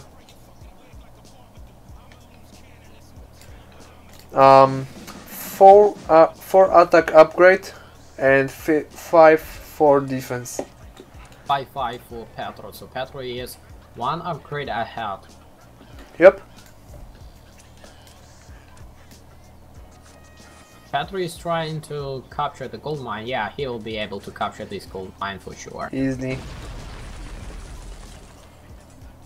But peasants killed some Cossacks. At least Artyom did not lose the peasants, but Petro also captured some houses. Which is not a big damage, but it's still kind of annoying. Build the houses for dwellings and then enemy captures it. Yeah, Artyom Pro is camping so far.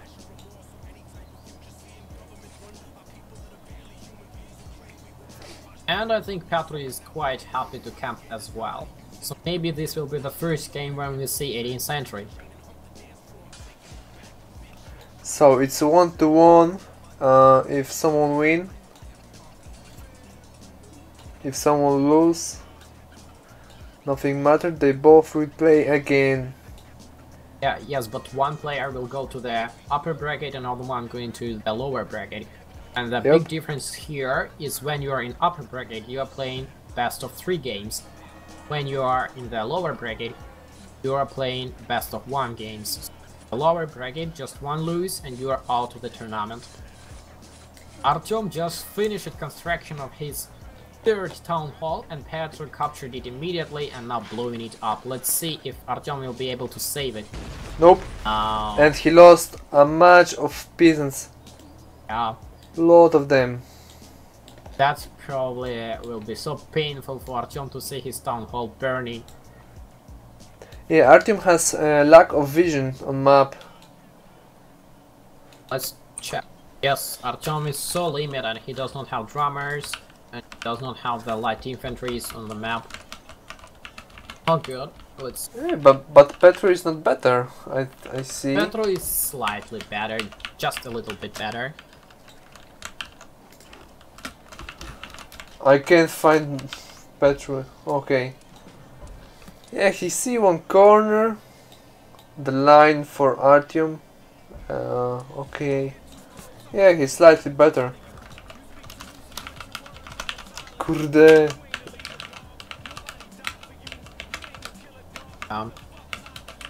Oh yes. We have Timo viewer. He's saying that I'm scrolling too fast and it's hard to follow where I scroll, and that brings some headache. Honestly, I never thought about it.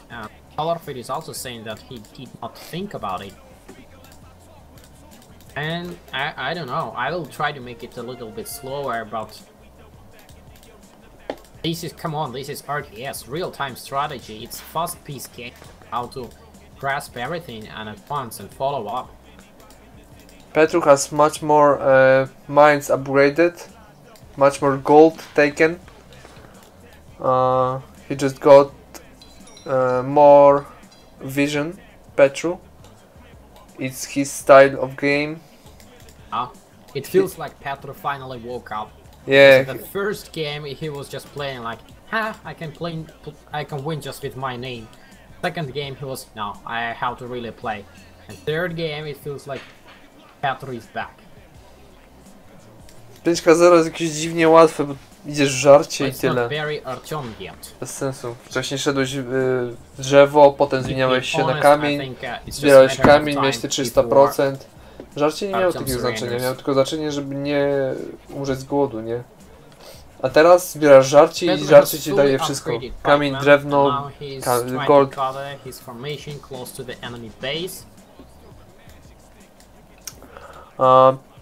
Artyom got fully upgraded pikemans. We're waiting for dragoons, some armor upgrades.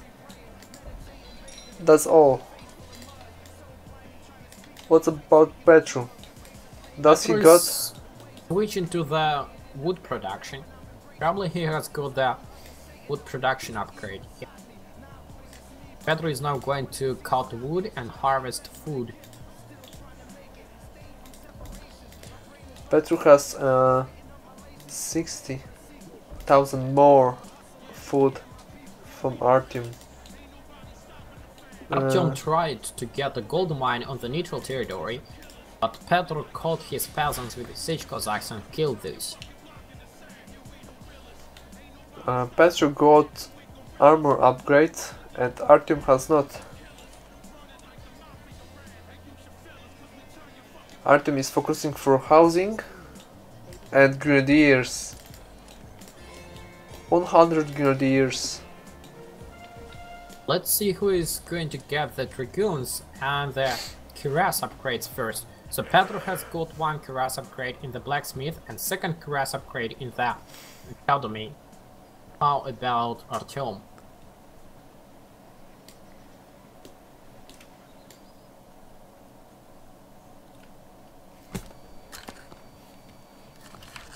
All I can see is Petru all over the map. Yeah.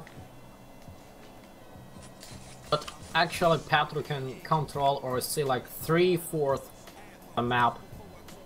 Yep. While Artyom controlling just 1/4 of the map.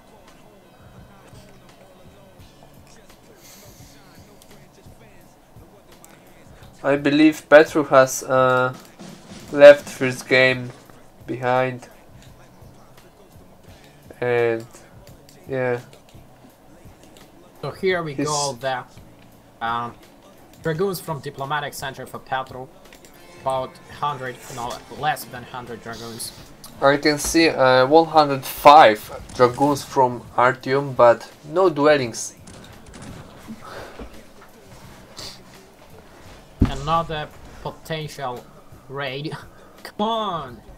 Petru captured Artyom's town hall and Artyom's market. Yeah, well, I think it's GG. Artyom just moved out with his army out of the base and Petru immediately rushed in. Damn! But this time Artyom was able to save his town hall. It's not GG, but it looks like it's close to. Still, it's good for Artyom that he was able to save his second town hall. Second now, armor upgrade for Petru. Yeah, I just said that Petru has got 2 armor Oh, upgrades. oh, sorry, okay. Now Artyom is rushing. For the record, peasants lost from Artyom is 32 and only 20 for Petru lost. I think Artyom can capture the academy with his single siege Kozak right now. But he probably does not see it. Yeah, they are not guarded as well. Damn, Yeah. this game is so low. No, I can see it. Artyom, just destroy the blacksmith. Artyom captured the blacksmith. And Petru is building second blacksmith. Instead of recapturing the first one, probably he wants to get 2 blacksmiths. Artyom can't build his 100 dragoons because of lack of academy. Damn. I believe they are confused. Yeah, I think they both are making mistakes, and now the question is, who will make less mistakes to win this game? Petru win because of armor. Yeah. GG for Petru. It would be good game, but nope. I can't agree. Many mistakes, both sided. Not guarded many of buildings. On this level, you should guard your all buildings, even housing, like with light infantry. But when you are fighting so intense, you have to follow up so many small details that sometimes you just forget. I do agree. So, final table, what do we have? 600 food for Petru, 500 food for Artyom, pretty equal. Now 70,000 for Petru of gold, and only 40,000 gold for Artyom. This is a big difference. Also Petru has got some wood, iron and coal. Look about mines upgrades. 8,000 food for Petru. It's third upgrade for gold mine, I believe. Yes, yes, that is. So Petru was upgrading his gold mines, and that's significant. Okay, so the second match is over, and we have the second winner. It's Petru. Our congratulations to him. And let's wait for the next game. And the next game is famous Sanyok versus Colorfit. Colorfit is not good player, I believe. For Sanyok. It's So like wind. So you predict easy win for Sanyok. Like for Petru. Okay, let's hope that color fit will surprise us.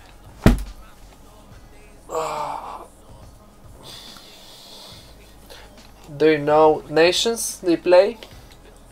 Yes, they are playing as Hungary, Sweden and Scotland. Once again, Scotland is as third option.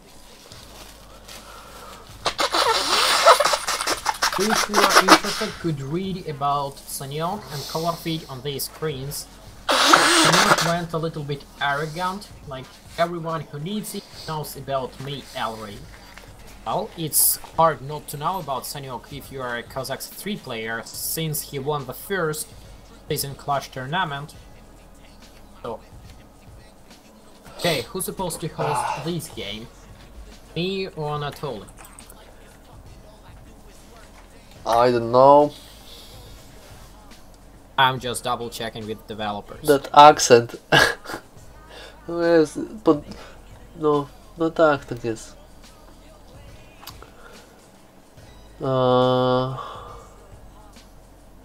Since Anatoly is not making the game, I will make one.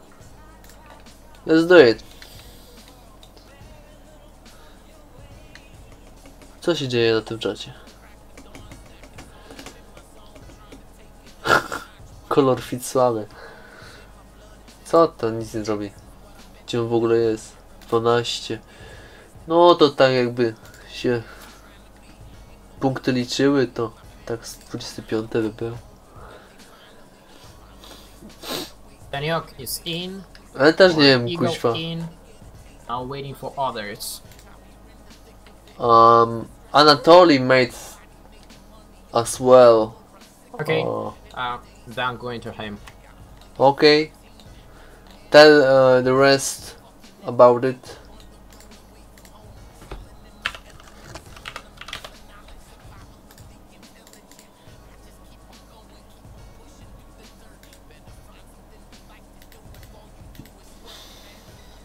Dam, no jest Katar, ale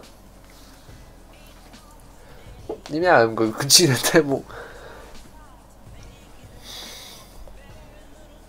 Color fit is the best. Hungary. Yeah, they are playing as Hungary, and it will be interesting if they are going to play through Haiduks or through the Pikeman, because if you're able to upgrade your Haiduks, then it's pretty damn force. But yeah. If you are not able to defend yourself in the early game and lose to the Pikeman, then it's game over. I'm not sure if it's Hungary or... It's Hungary. The yeah. first game is Hungary, second is Sweden, and third is Scotland.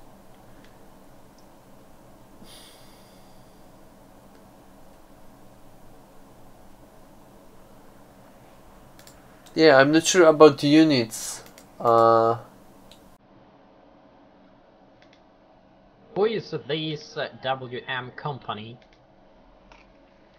One of viewer, I think, he just guessed the fucking password. Please just kick him. Yeah, And that's all. he should be kicked. Yeah, That's rude. Nie, nie, jest zasłon 1, 2, 3, 4. Kurwa.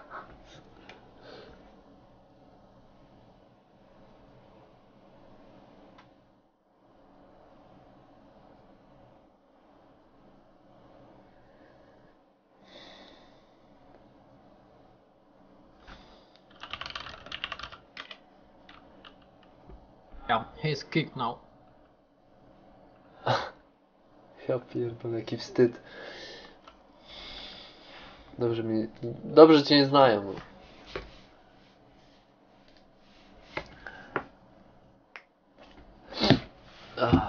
Sanek ready. Ready? Sanek is always ready. He's like a predator. He's kicking ass. Is Sanyok streaming on his own channel? I believe he's streaming. I didn't check it. Colorfeed is asking for red color, and Sanyok is asking $10 for it.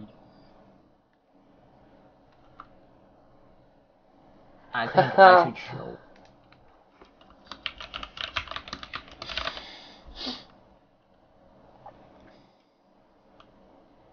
Yeah. Ow.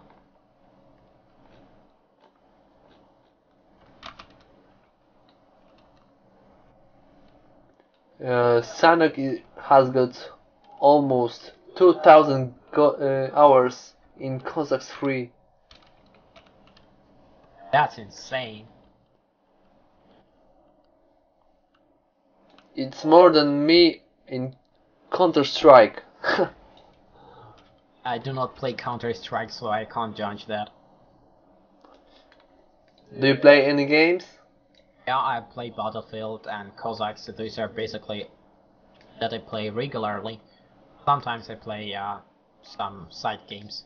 Do you know there is Call of Duty beta? Yeah, Call of Duty World War II. Yeah. That looks to be kind of interesting, but That's the previous Call of Duty... No, I just I played this game yesterday for a while, and I can tell that's similar to Battlefield arcade game. Okay. Well, it's Cossacks 3 channel, let's not discuss other games. So, I'm spectating Colorfeed, and you Good. have honor to spectate Sanyok. That's an honor for me. There's cross for them map, so it's like a normal map. The distance from them. Two townhouse, blacksmith, market, fast market for Sanyok. Not fast market, but it's still faster than Colorfeed's market. And Colorfeed has got his blacksmith. Now it's tough choice to decide, is it gonna be pikeman or high dukes? There's pikeman for Sanyok. Same thing for Colorfeed, pikeman. Academy on buildings and barracks.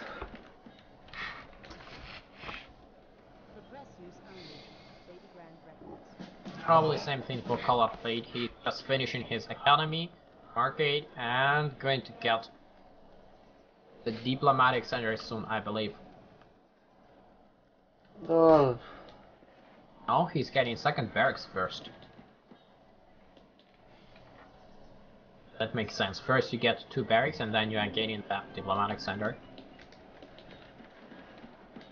Yep, fast diplo for Sanyok. But later if you watch Colorfeed, yeah. Colorfeed is getting like 10 siege Cossacks, 10 archers, and introduction of light infantries.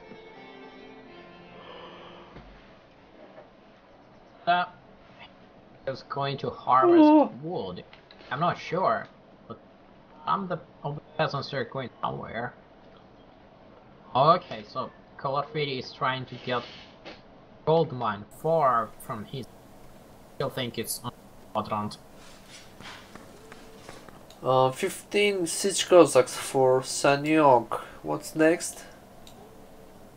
Nothing. Colorfeed has just 10 siege Cossacks.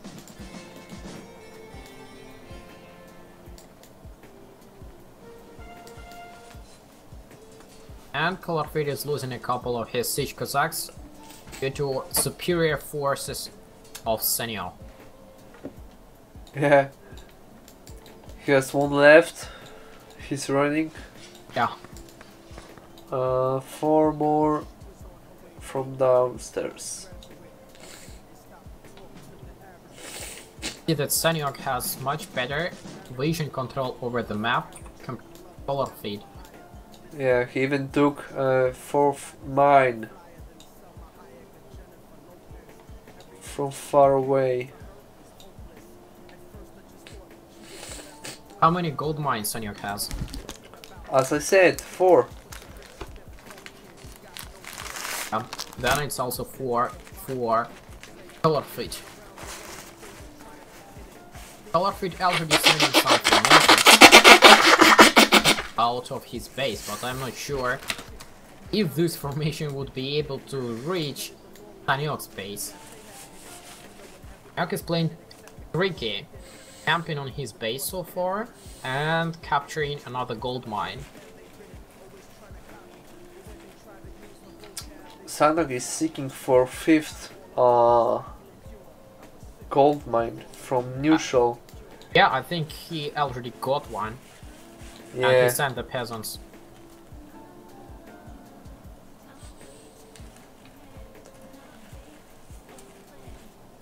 However, one has one peasant which is staying there, relaxing. Now the peasant decided to go to work. Some right from Just Sanyok. killing the peasants, but Colorfit spotted it and attacked the siege Cossacks, and I think this gold mine will be lost. Easily. Pikemen are not Why? yet. I wonder why Sanyok took mine when peasants were nearby. Damn, he lost so much siege Cossacks for this mine. Not worth it. Unfortunate. Not worth it for Colorfit to take it back. That's bad. Or he could just try to take it back with a one siege Cossack. Or just leave it for a moment. And we can see that Colorfit has some peasants just staying on the mill field doing nothing. Not very nice because it's significant amount of peasants just doing. But here is going to be the first ever confrontation. Looks like Colorfit is going to just has more units over here. Let's check the upgrades for the pikeman. Colorfit has 4. 4, 5 for Sanyok. Sanyok is one step ahead. And Colorfit is trying to make it silver from the bottom right, but I don't think that's gonna work because spotted it and now defending him. Let's see the statistic. Colorfit went for wood cutting. Damn. But he's actually cutting some wood. Like with 10 peasants. Not effective. Actually, just 8 peasants. Damn. And Colorfit has lost the gold mine and not taken it back yet. I think he's going to lose another gold mine over here. The one which was furthest from the base. Colorfit blown up the mine. 40,000 food more gathered for Sanyok than Colorfit. And only 5,000 of wood taken for Colorfit. That's not good. How many wood upgrades and food upgrades Sanyok have? I think he did not upgrade wood production at all, right? Nope, only 3 upgraded mill in Academy. 3 in Academy and 1 mill, yeah. Not even 1 in Blacksmith. Colorfit has lost the iron mine. Where to? Just up the north of his base. Sanyok made a tricky move with the Didn't spot light it infantry. because of statistics.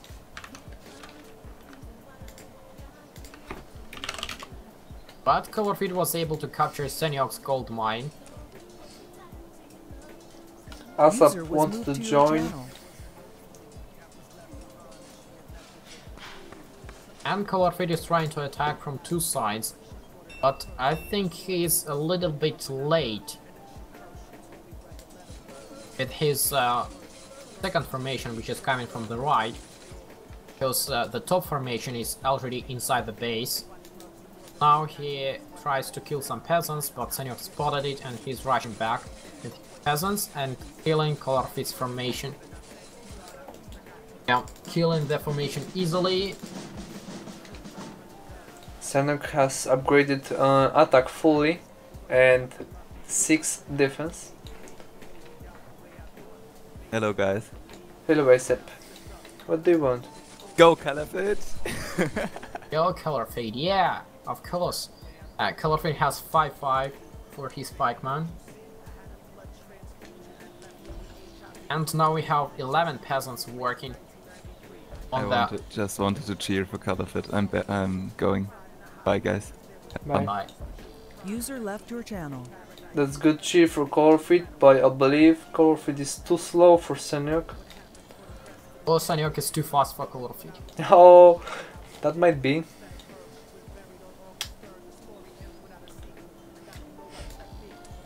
Colorfade is short on dwellings, so he has 500 limit and no unit production so far.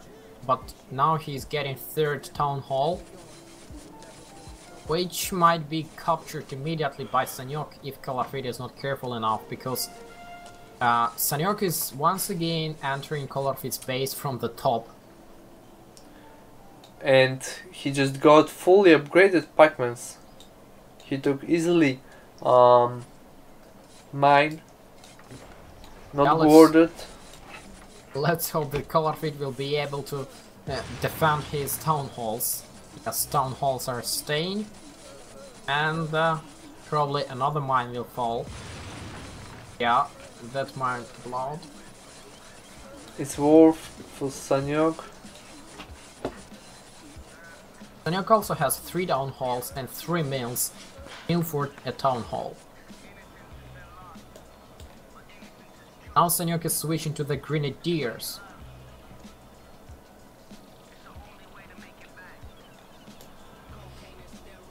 Yeah, he has got 4 gold mines upgraded.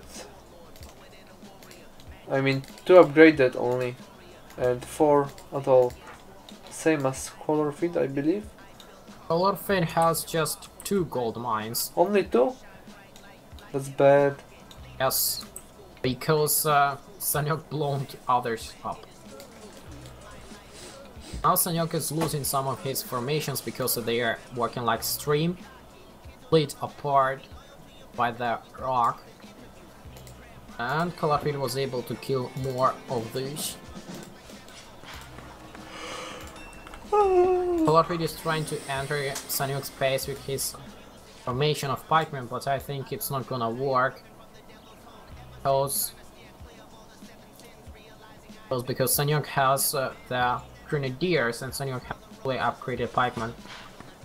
Sanyok just upgrading armor in academy. That's significant. Colorfade does not yet have fully upgraded of his pikemen.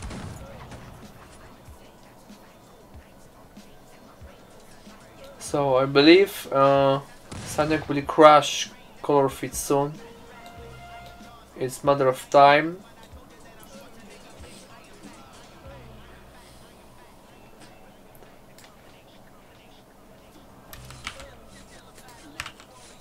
Looks like so, but too bad, because I was hoping to see some nice battle. I don't like the games when one player is dominating and another player is just trying to follow up. Let's hope Colorfit can win at least 1 game, so we will see 3 games, not 2. You know, to be in top 20 in ladder, you don't need to be good, because you play with worse players than Colorfit. Not But insulting anyone. Yeah, but Colorfit is also in top 16. Colorfit's supposed to be a nice player. Yeah, but you, as you're playing top 16, you play with top 100. Yeah. So it's not hard to beat there. Just play game by game. Well, it's very hard for me though. All you need to know is to learn basics. Rest is easy. Yeah, I know the basics, and if I have more practice, I could be at least somehow decent. but You just need time to play. That's yeah, all. I think Sanyok was a bit too much optimistic about his power, because he decided to just move with all of his units to Colorfit's base. The Dragoons and Grenadiers. Colorfit is now trying to attack the Dragoons with the Siege Cossacks, which is a nice move, but I think there is just too few of the Siege Cossacks.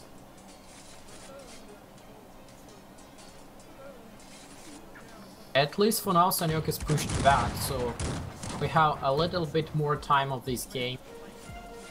Although I'm not sure for how long. Sanyok is playing some game with Colorfit. Like Tom and Jerry. Could be, could be.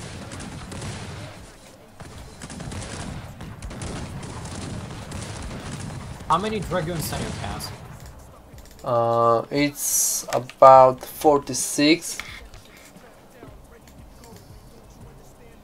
Colorfit has just hired 57 Dragoons, which I'm not sure will work. I mean, Might work if he wait.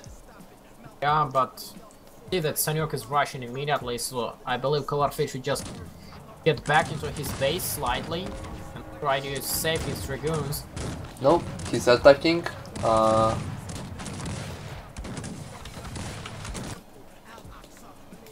Free town house for Sanyok. Artillery cathedral. It's about to get a century. But game is over. Looks like so.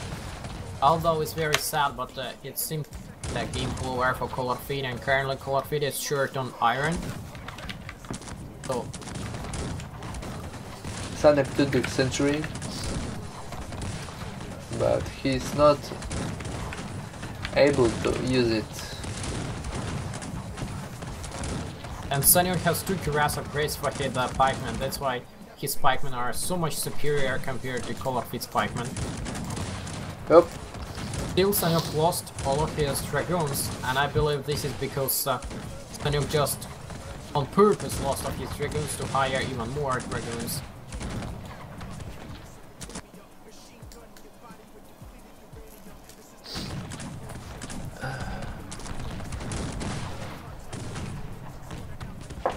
Sanyok going to hire more dragoons?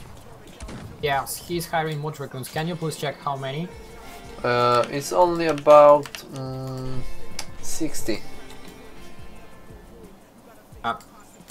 Colorfit has just 35 dragoons, and he's really short on resources for the ammo for the dragoons.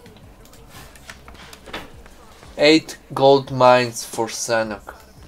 Enormous. 8 gold mines. Yeah. That's enormous of mines. Sanyok is just expanding his empire all over the map. Colorfit has just 4 gold mines, which is twice less. Sanyok see more than 2 of 3 10 map. And Colorfit sees just his place and a little bit more. And since Sanyok is in 18th century, I think it's just a matter of time till he gets the balloon. He can buy it. He got the money. He's probably saving the money for something else.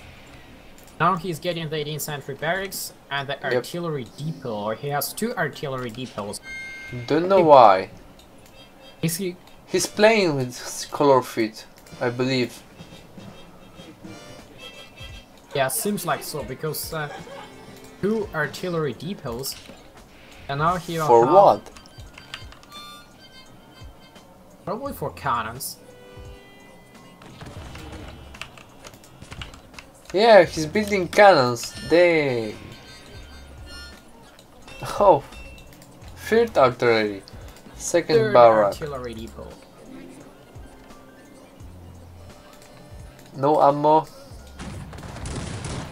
Sanyok is freaking playing with Colorfit. But I think this might be a game over quite soon. Because Colorfit's base is quite empty. But Colorfit is No trying bawi się. very Bardzo fast się to bawi. survive as long as possible. Patrz, nawet się cofnie. Specjalnie się cofnie. O, teraz może coś But będzie z tego. it's GG, even Colorfit could not defend this. Finally, 26 minutes, and he needed only 15 maximum.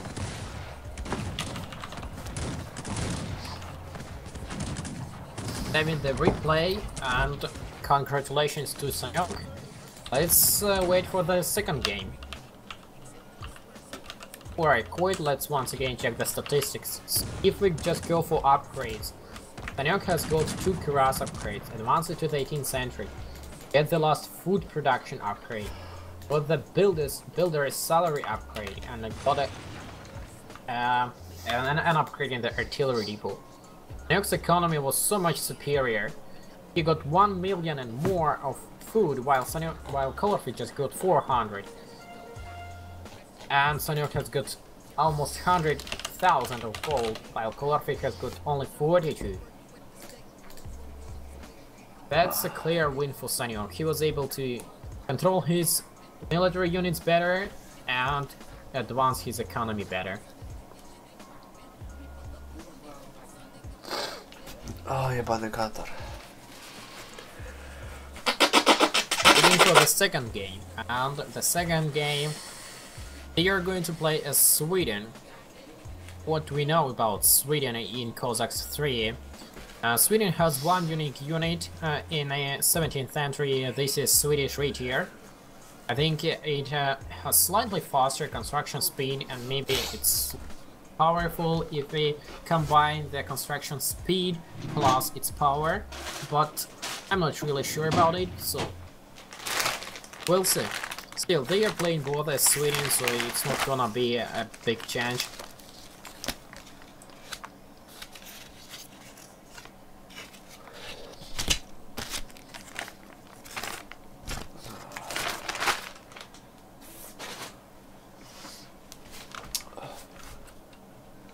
Let's wait for server. It's all we need.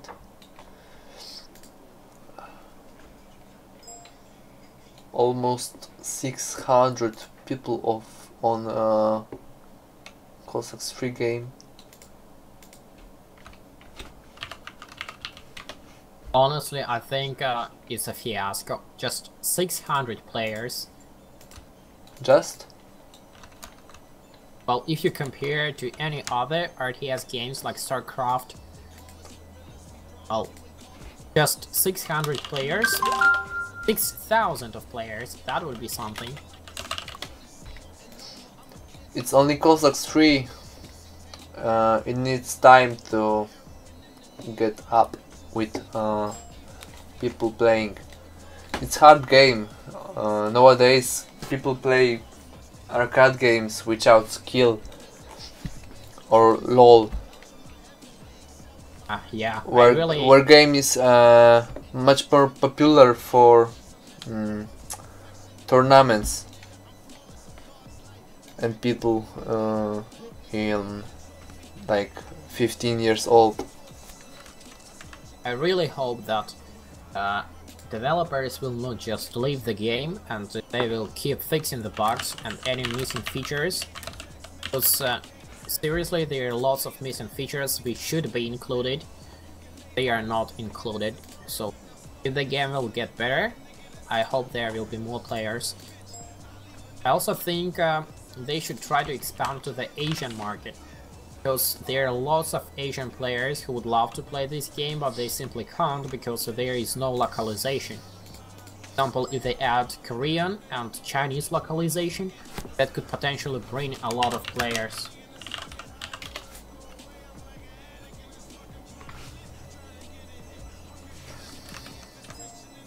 What do you think?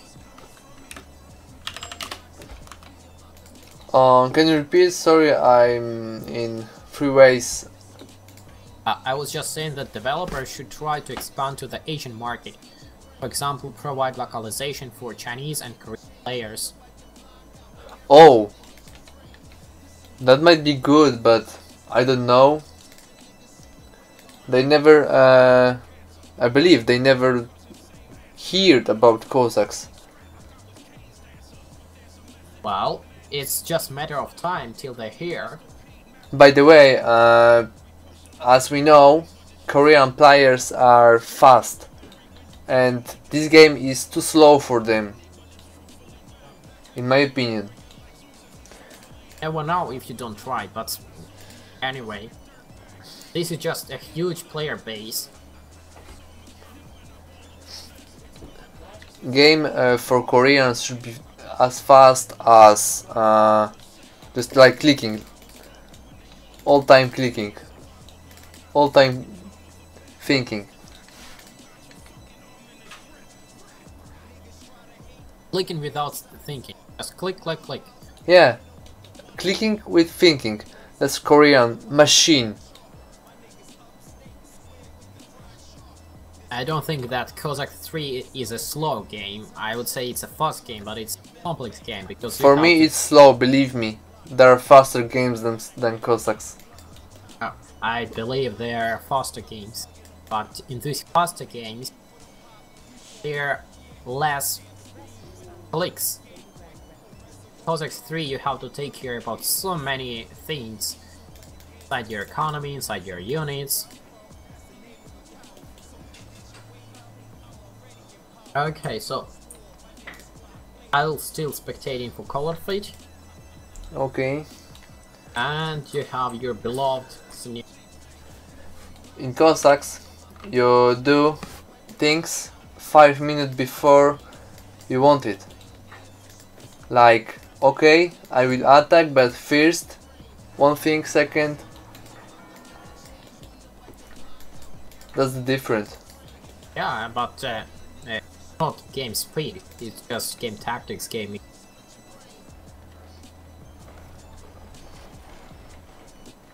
So, color feed is once again playing through 2 down halls. Soda Sanyok.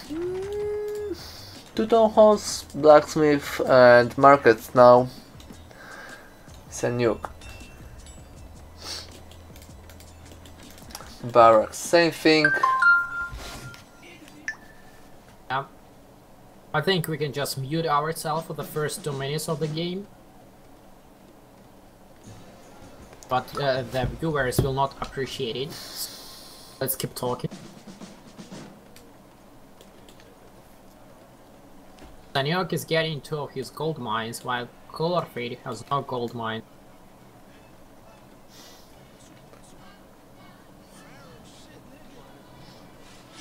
Now Colorfade is making some trades, getting his second barracks, Academy.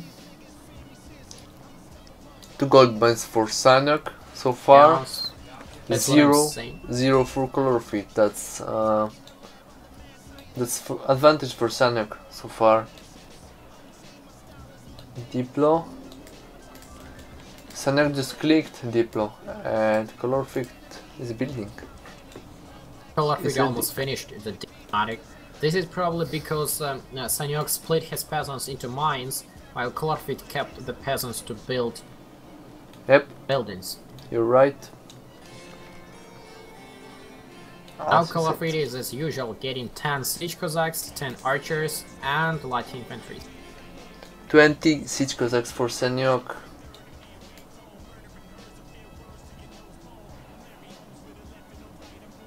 This time Colorfade is trying to send some units around his base to at least see what's happening on that territory. That's good move for color feed.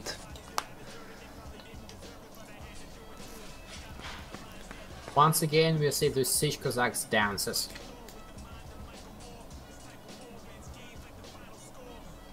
And once again 20 siege Cossacks of Sanyok are able to take over 10 siege Cossacks from Colorfade. I think Colorfade made these siege Cossacks just to check out what's happening on location of the mines. You approximately know what to attack. Try to attack it later. Sanyuk is taking another gold mine in front of color feed. That gold mine might fall. Not really. As I can see, Colorfit is attacking from above, Yeah. from top of Sonic city. It's And look like. Sanyok is guarding his gold mine heavily. Yeah. So Sanyok is protecting himself, camping on the base, while Colorfit is moving out. How about the upgrades? So far, Colorfit has 2-2 and making more. 3-3 for Sanyok and 4-4 clicked just now. I think by the time they clash into each other, they will have about the same up.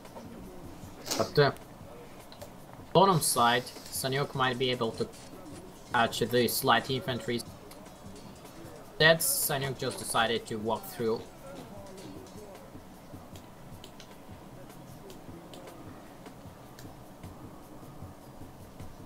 They are exchanging these formations. Colorfit is going from top, while Sanyok is going from bottom.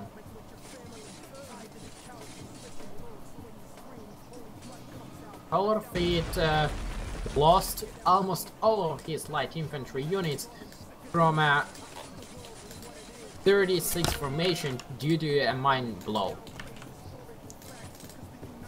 Fifth defend for pikemen's on Sanyok. And Colorfit is just getting 4-4 for his pikeman.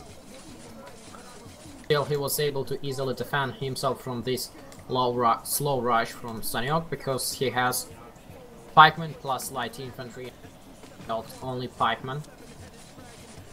Now Sanyok is doing this trick when a single pikeman is just walking around the mine, and Colorfit's pikemen, we are following it, blow up the mine and kill the pikeman, but Colorfit decided to retreat.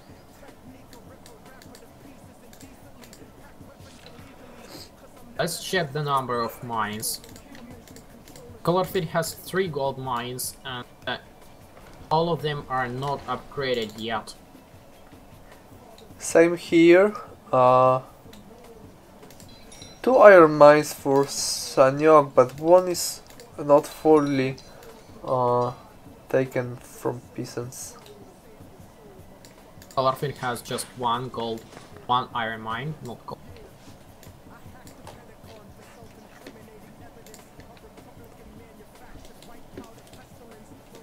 Second mill for Colorfit.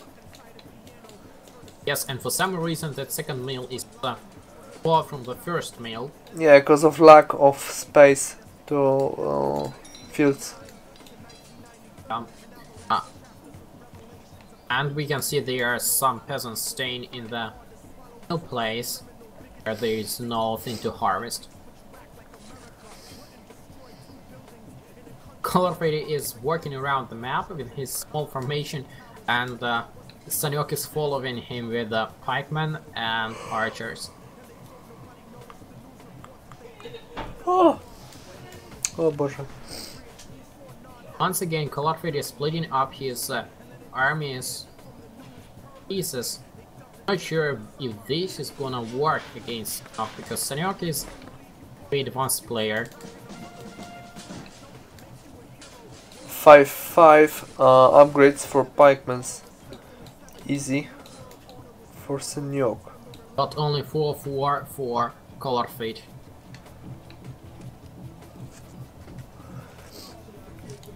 Colorfit is behind. Sanyok should attack with pikemans. One solid attack and easy win.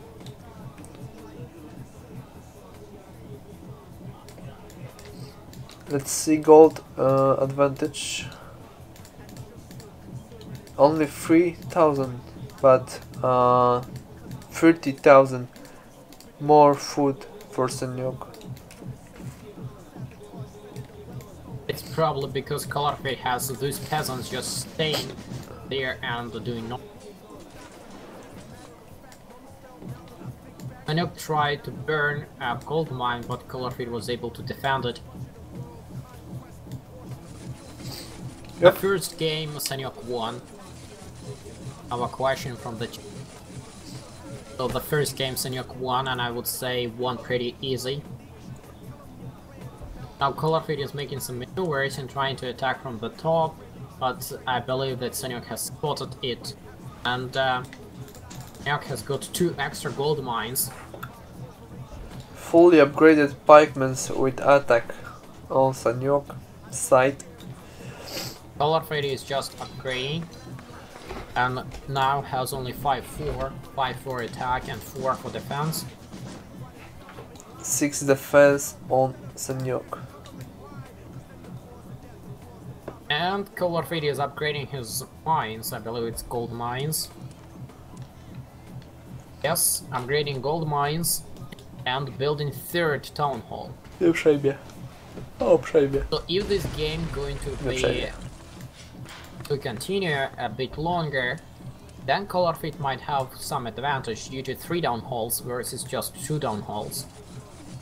If Sanyok would know, it would be good for Sanyok to rush right now, because Colorfit has less upgrades for his pikemen.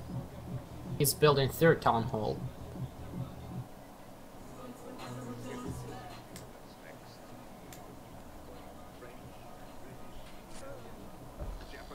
This time Sanyok is retreating, Colorfit following and killing some of the units, but Sanyok could turn back any moment. Yeah, Colorfit sees it and Colorfit turns.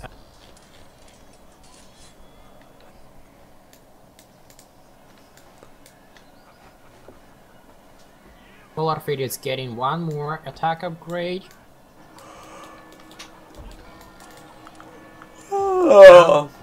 Sending even more formation for backup. Fully upgraded pikemen, 3rd town hall. Now Sanyok is easily winning here because his pikemen are so much superior. Colorfit has got his 6th defense upgrade for pikemen and full attack upgrade.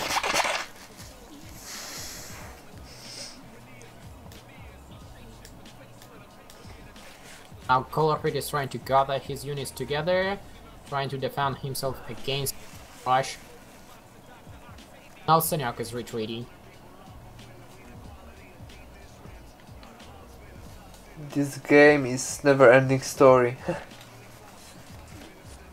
It will end someday. Sanyok is trying to capture the gold mine. Not in this way. And now Colorfit is getting his last defense upgrade for the pikemen. Also Sanyok is pushing from the top. Colorfit is trying to save his peasants. That he's sending peasants to attack. Some Okay, combination. So I think it was a nice tactic move for Colorfit, easily killing Sanyok's formation. And now this formation from the bottom will go top and help to kill this formation as well. Oh, dragoons from Sanyok, 60. Yeah, 60 And more. dragons. And more. 65 so far. And. Let's see if Colorfit is able to. Now Colorfit just has lost a gold mine which was upgraded. One That's armor. unfortunate. One armor for Sanyok from Academy. No armor for Colorfit yet. I think unfortunately this is game over.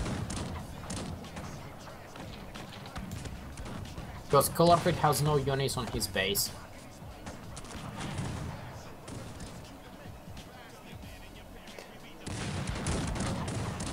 Another one-sided match, I think. Ah, this is too sad. Yeah, it's just start of competition. So let's wait for finals. I think this was due to this extra 2 gold mines for Sanyok. He was able to get more gold and then getting more dragoons. Yeah, under 20 minutes, under 20 game minutes. Yes, Colorfit surrenders. Let's just check this old statistics. So Sanya has got 47,000, while Colorfit has got just 28. Almost 20,000 difference, and this 20,000 difference converted into the dragoons.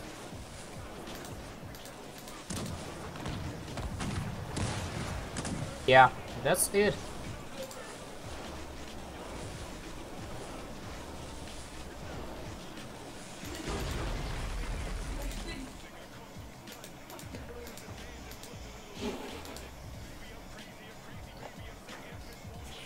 Do we got any more games? Yes, we have one more game, and this is gonna be Balin versus Stallman. Oh, that will be Polish game. Balin is old player and Stallman is like fresh one.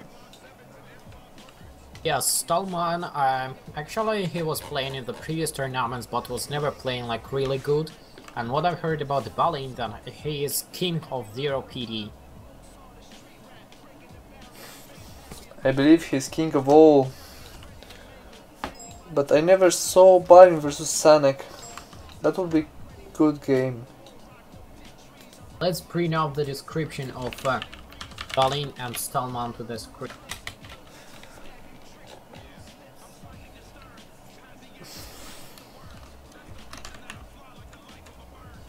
I just got info that Stallman is need to shit out. That's such important info. Sure. He's scared of Balin.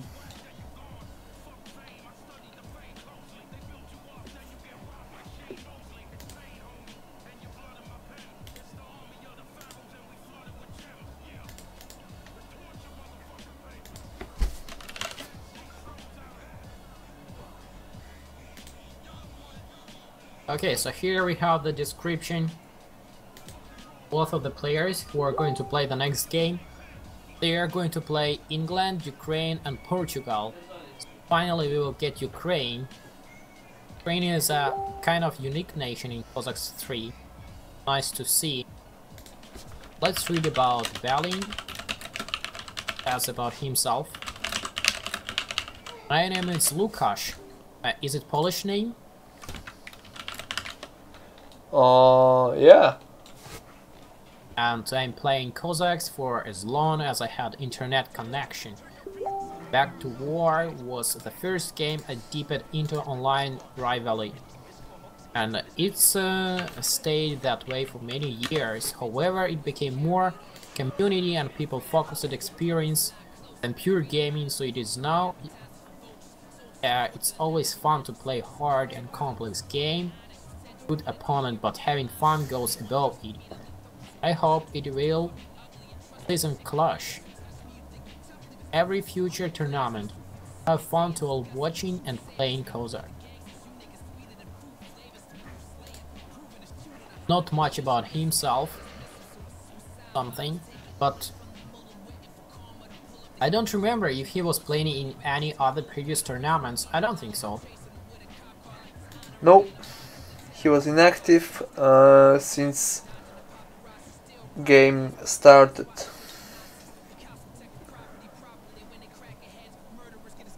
How about Stallman? He is 18 years old, also from Poland, playing Cossacks. From Poland, and I'm playing Cossacks still 14 years old, maybe from 14 years old. Started with Cossacks 1, I joined to win WN clan instantly after I started to play more often. WN Robtre is my master. I am keep trying to play on best level even if I don't have time for training. Play football, basketball and tennis too. Favorite color is purple. Okay, that was something funny. So do I suppose no? Anatol is still posting the game, so let's check.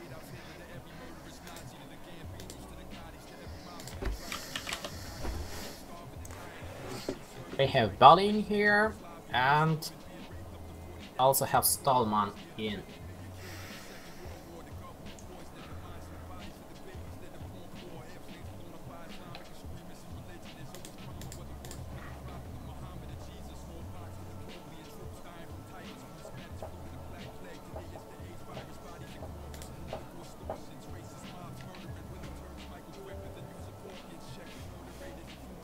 Okay, I'm gonna watch Stallman. Okay, I'm saying then it now. I will be watching Balin. Yeah. Look at him. Only 30 wins. Some. Oh. 242. I got some bug. How many wins Stallman has? 440. And half of it is Balin. 430 versus 30 wins. That would be nice to see if Balin wins.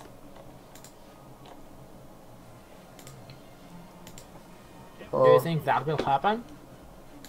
Yes, Balin will win.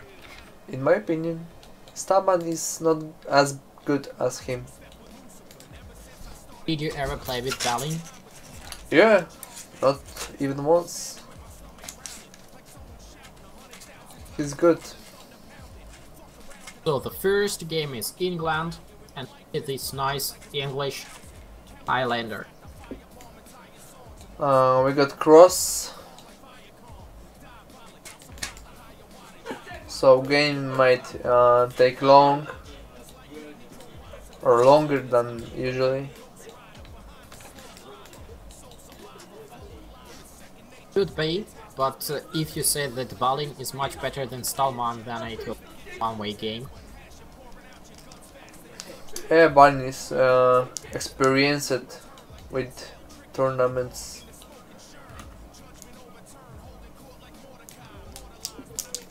How about Balin and Sanyok? Who would you say would win? I don't know really. I never saw them playing 1v1. Okay. But Sanyok, as we said, it's almost 200 hours of playing.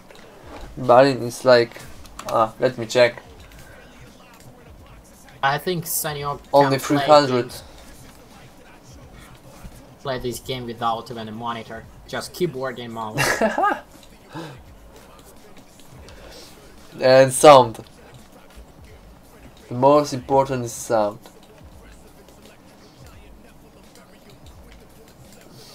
Baton is gathering wood. That's fine. Yeah, but he does not yet have the field, so what else Yeah. he could gather? He might build some buildings.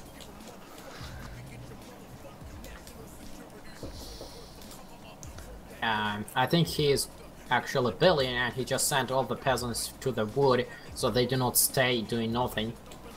And all pretty equal. We have 2 town halls, 2 barracks, academy. As usual, first 2 minutes we can say nothing because it's all. But points wise, Stallman is somehow ahead a little bit. Okay, Stallman base is too big. What do you mean too big? He should build Okay, buildings much closer to them. Too much space. Yeah. That's right. That would be more difficult to defend. But yeah, he has diplomatic center next to his academy, and he has the barracks next to his town halls. So these units will go out of the military buildings and protect the other buildings around. So that's nice. Not good for market and blacksmith. That could be potentially captured by Balin. And Yeah. Balin already trying to advance with his siege Cossacks, while Stallman is doing same thing. This gold mine in the corner for Stallman is bad. Easy target for Balin. Yeah, but I think he has even 2 of these gold mines which are a bit far away from the base. Yeah. Only one to upgrade and But, defend. Balin also has 2 gold mines which are a bit far from the base, so Let's see. I think it's equal. Yeah, but How many Siege Cossacks Stallman has? Because Balin has got 25 16? Siege Cossacks. 10. 5. Balin has got 25 Siege Cossacks. 0. Yeah, they all been killed. And Balin still has 22 Siege Cossacks, so he lost only 3 Siege Cossacks to kill enemy 6. Just better playing. Yeah, and it's better playing, and it's also just more of them are able to deliver more damage at a time.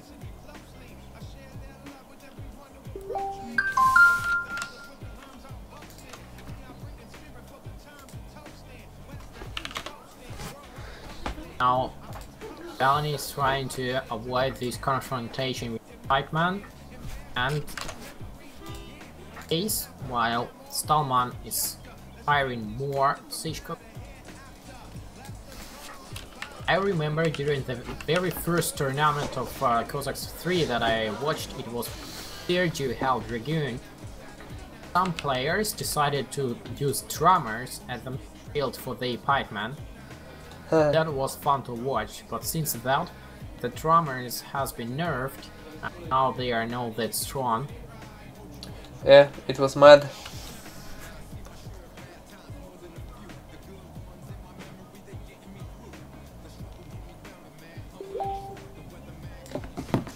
So, how many Siege Cossacks is it available for Stallman? Oh, 23. And now just 15 for Balin. Some of them die. Both upgrades 4-4. And 5th defense just clicked. And it's going to be 4-4 for Balin as well. Just upgrading.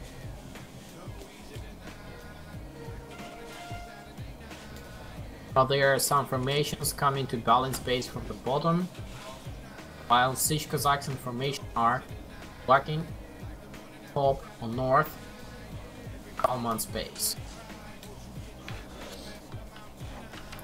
Balin is saving peasants out of his gold mine, or Stallman even able to reach the gold mine.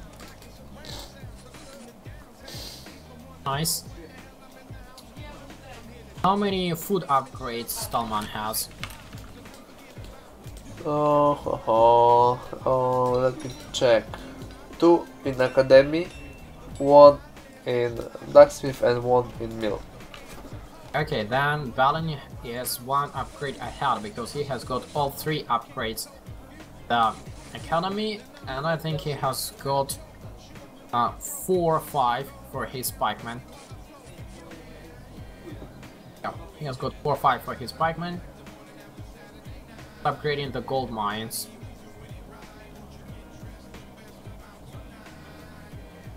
For gold mines and starting to upgrade these. Yeah, 1 is upgraded.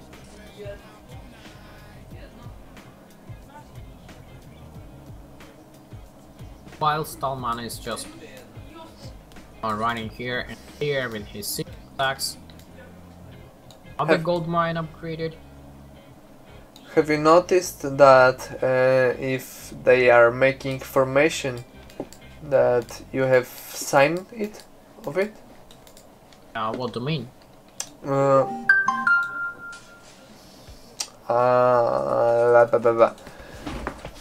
If I checking, for example, academy, I can see he's making formation in, for example, light infantry. Yeah. This is the game bug. I think that's what I mean. Mouse action of the player is being sent also to the spectator. So if, for example, I select something and then player selects something else, selection back. That's what I mean. Good that you understand. Other than that, I think this spectator mode is working amazing. I really like it. It's still better than watching nothing. Yeah, and it's not crashing. You see we have like players inside there, so fully populated lobby. Still working fine. I can enable FPS and see how many FPS I have. I have above 60 FPS. I can see. Oh, yeah. 60 FPS here.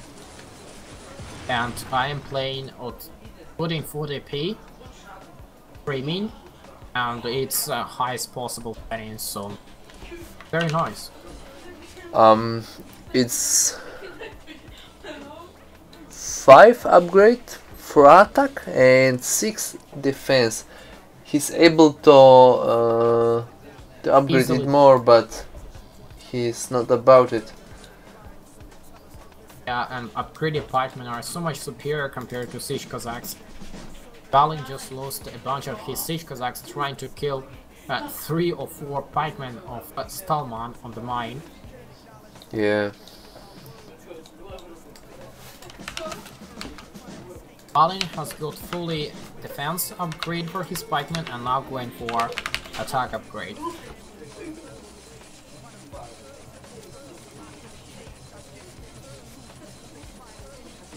All third town hall so far, and he's controlling the territory pretty well. Basically, every corner of the map is visible for Balin. Still there are Not some for black Stallman. spots. Stallman sees only his own city and a couple of other spots, like one drummer and one army. And here, Stallman was able to push the formation of Balin into the corner and easily.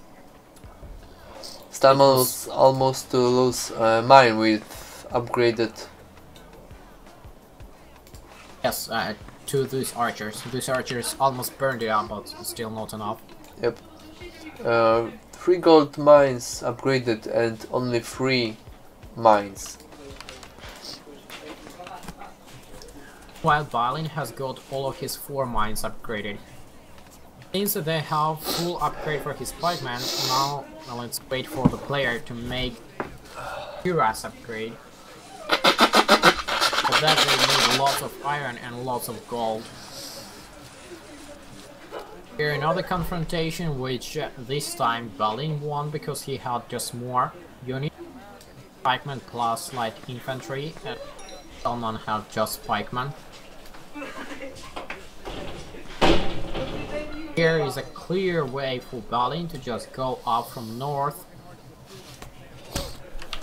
Stallman, but Stallman will spot it. And Stallman has some resting peasants. Nothing. Yep, 20 peasants doing nothing. Barracks, pikemen are fully upgraded for Stallman. Same thing for Balin, his pikemen are fully upgraded, and no cuirass upgrade so far. Stallman decided to retreat because he sees these huge forces. Meanwhile, Balin has switched to the grenadiers. 150 grenadiers or so, no, 200 grenadiers been hired. But Stallman was able to capture an upgraded mine and kill all the peasants. Yeah, that's first attack from Stallman on Balin. I would say first successful attack. Yep. You're right. 17 minutes about after start. And Balin is getting 150 dragoons or 140 something. 150 or 140 dragoons. And he decided to finally go from the north into Stallman's Stallman base. didn't saw it from start. Easy mines for Balin. Stallman is probably focusing on the top fight at the Balin's base, but that costed him a mine.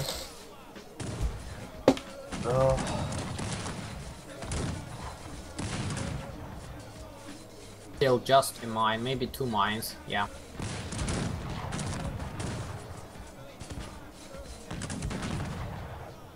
No, just a single mine. Second mine survived. But still, without peasants, you have to fill up. So, lost the peasants. Is this mine upgraded? 100 dragoons. Yeah, it was upgraded. So he still saved at least 1000 of gold for upgrading that mine. 100 dragoons went out. Is going to went out from Diplo. And Balin hired 140 or 150 dragoons, and 73 of these are already out. Going towards Salman's. What about armor? No one went for armor upgrade. Balin is actually making his first armor upgrade in the academy. So this could be probably the last fight between these two. Salman is able to stay against this army. It will be some kind of a miracle. But I really hope for this miracle.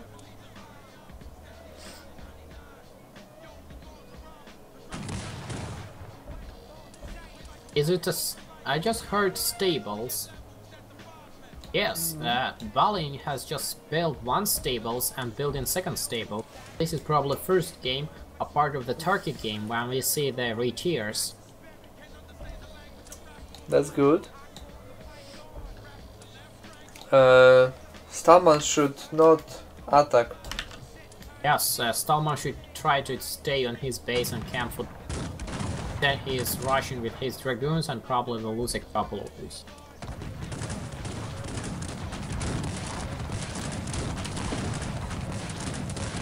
Balin is a little bit short on iron, but he immediately purchased some more iron. Stallman is out of ammo, like now. Yeah, and Balin was smart enough to buy ammo before they start to fight.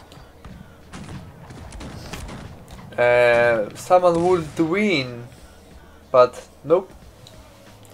Yeah, because I think it's just lack of ammo. Otherwise, Lack he of could actually ammo won. and spot of making units were on his own city, not on battle.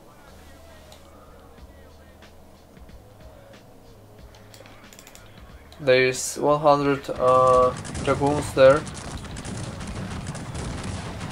Yeah, and they are fighting once again. How about Stallman? Has he got any cuirass upgrades? Yep, one. Only one. And now Balin is retreating. But he has more dragoons and more units walking towards Stallman, so it's not yet over. Stallman still has a chance to lose this one. Although Balin is somehow retreating back, but I think Balin still has much superior forces and he is producing retiers out of his two stables. Retiers are good versus pikemen, but not upgraded, doing nothing. Yes, in but time. they're very cheap to upgrade, and if we keep in mind that Balin has got one cuirass upgrade, two cuirass upgrades, then retiers will not be that weak even without upgrades.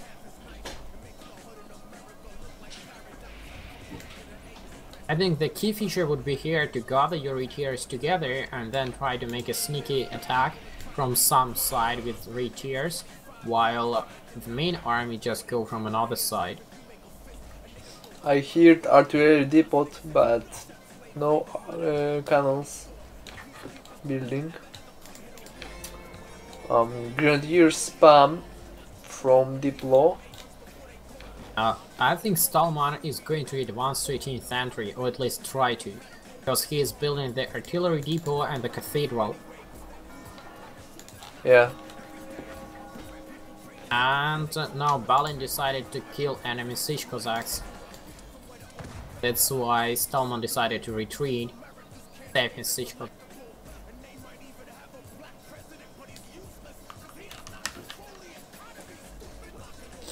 Meanwhile, Balin getting his third stables, cathedral and artillery depot.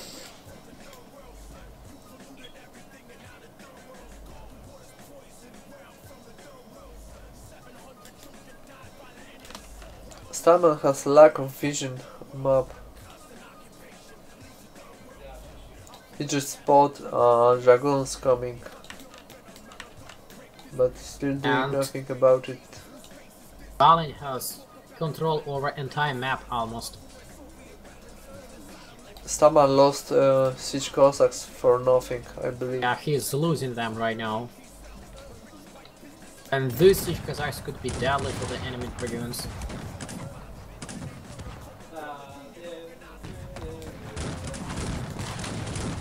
So Balin is attacking from different sides, attacking from top with his station of pikemen. Writers are making a job. He lost stable and mine. So this is what I said, make a sneaky attack with the retiers. I'm afraid this might be a GG for Stallman. Yep. It looks like.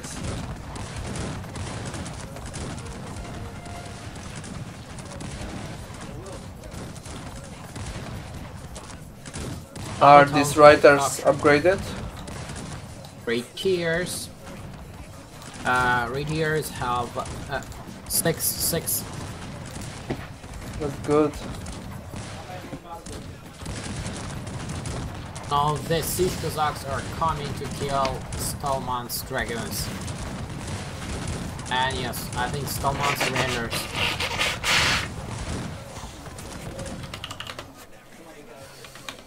Yes, so that's it. Let's check the statistics finally. So both of the players have got the cuirass upgrades. Balin was trying to switch to the stone production. And for the resources, Balin has got a bit more gold. I believe stone was only for stables. Yeah, probably a bit more food and a bit more wood.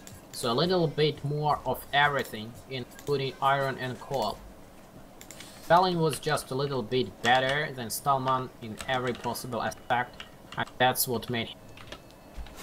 He has got 350 peasants against 2. That's probably because he has got 3rd town hall much earlier in the game. Saving replay.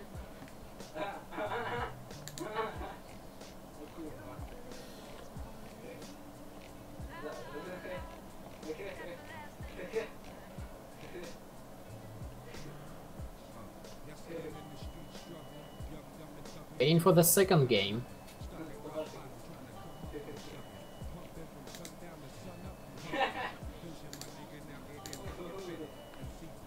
The second game supposed to be played as Ukraine, so this is supposed to be fun. Ukraine, Hetman's overpowered, always. Yeah, but they are playing now Ukraine versus Ukraine.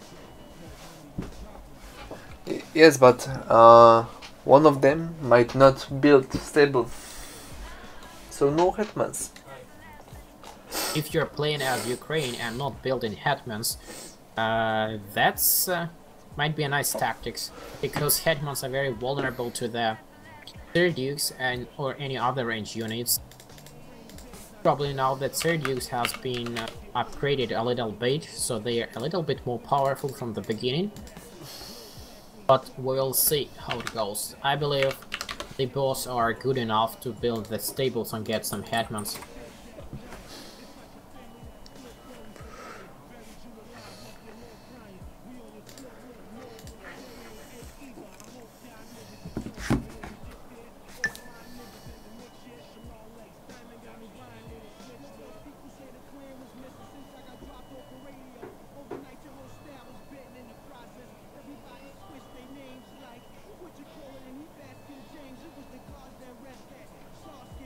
Looks like we all are here.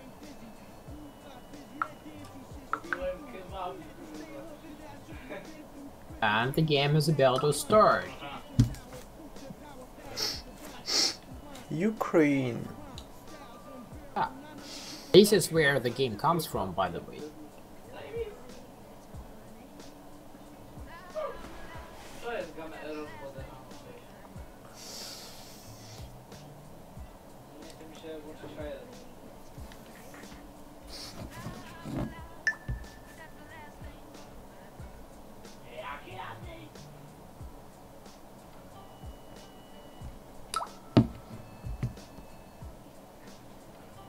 So shall we go? Looks like we are going to start. Yeah, Anatoly has to change this.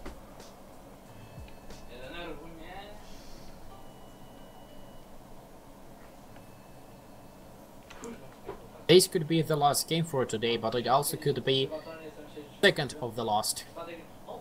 Depending on who wins. If Baton wins, then Baton has won the match. That's all. If Stallman wins, then we will see another third game playing as Portugal. Another cross on the map. Yeah. Another long game. Hopefully. But Ukraine has its own siege Cossacks. So it is a tricky tactics when you combine siege Cossacks of diplomatic center and siege Cossacks of Ukraine together. So some of them are strong, some of them are weak, and it could be like nice tactics to catch up opponent.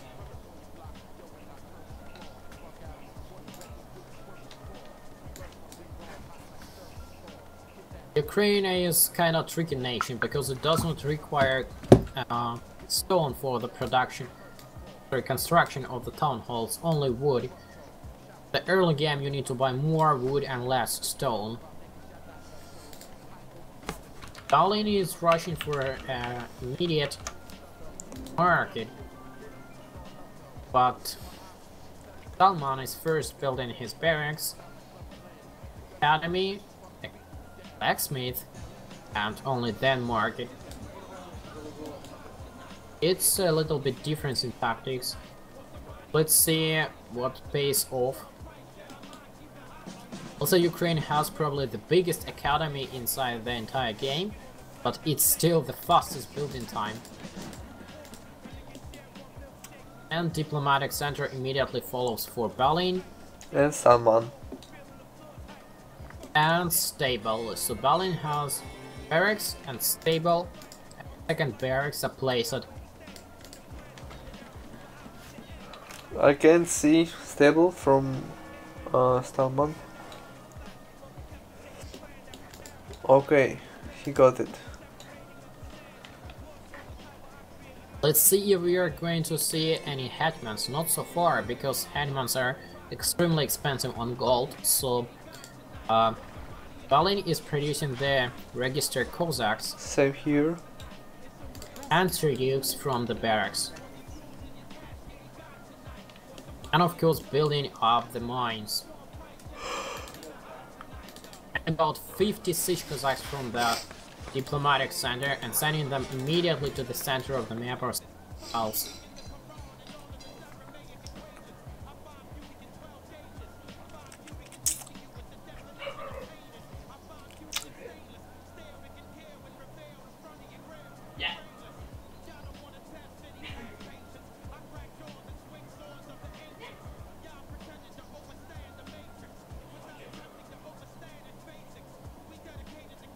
Yes, Baton just sent his siege Cossacks to the enemy territory and now met up with the siege Cossacks and gathering hers his siege Cossacks together with his registered Cossacks to be able to catch enemy and kill them.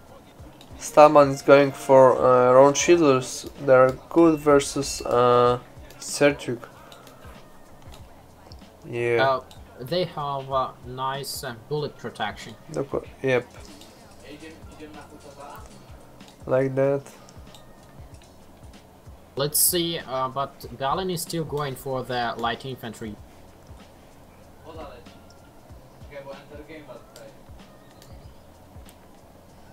Although Baton had some siege Cossacks plus registered Cossacks together, Salman was still able to win this local fight because he had so much more siege Cossacks in that particular place. some reason, Balin is using Serdukes to protect his mines instead of light infantry for diplomatic center.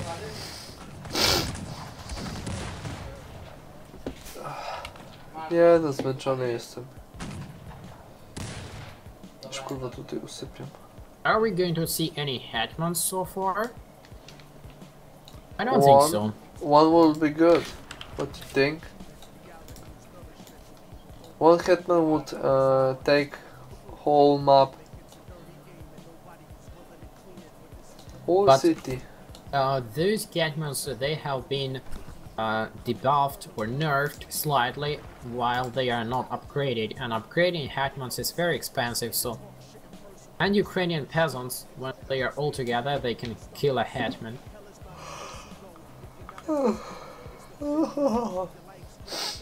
No hetman so far, instead Balin is just getting the registered Cossacks and now he's producing Rondashirs. So probably he has got these light infantries to just use them as bombers.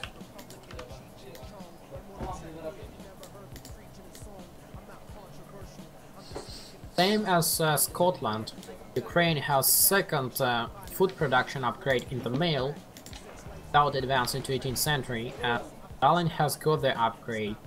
Now he should focus on food production only. How about Salman? Has he got the second Yeah, he upgrade just in the mail? finished upgrading it. So they are pretty much neck to neck this time.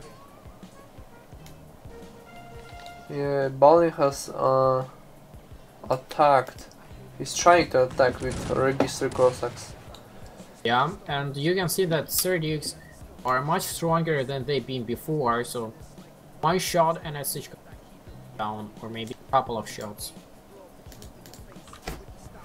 Let's see if Balin has any Serduk upgrades. Yes, but no, not yet. You can see it properly.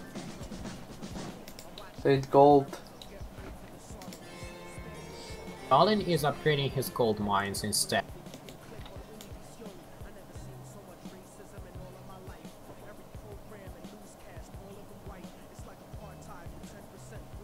Producing Rondashirs, Serdukes, and of course the registered code.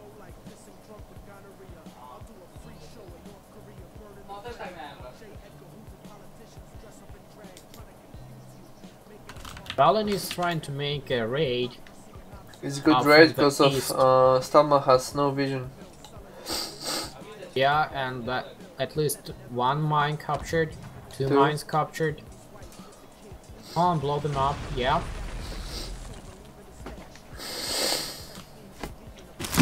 Two mines, it's a nice price if you have not lost any of your siege Cossacks. Yeah, and another mine, but lost a lot of siege Cossacks to that mine. Oh.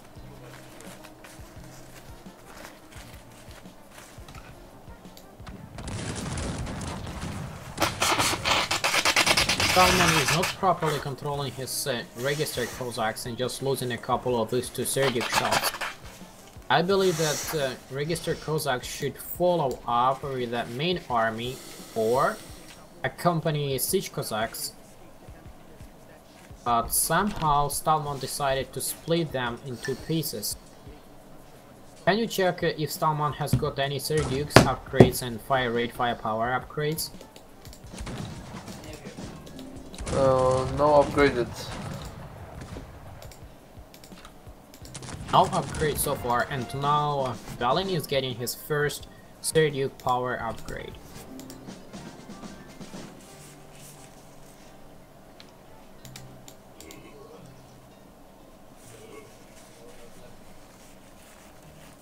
Stalman is about to attack on Balin. Yeah, and Balin has no map vision at all so far. Like, he's really pushed to his section and he sees nothing. I believe Balin can play this Ukraine. Balin is upgrading his Serdukes, his firepower and fire rate upgrades. Somehow Stallman is saying his units different sides.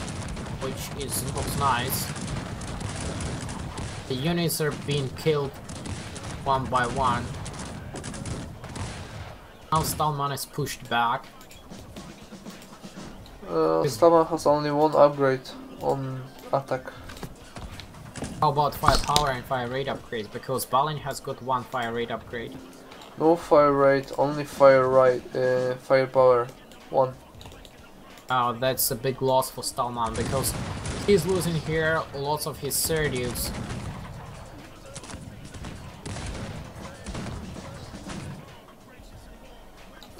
Third barrack for Stallman.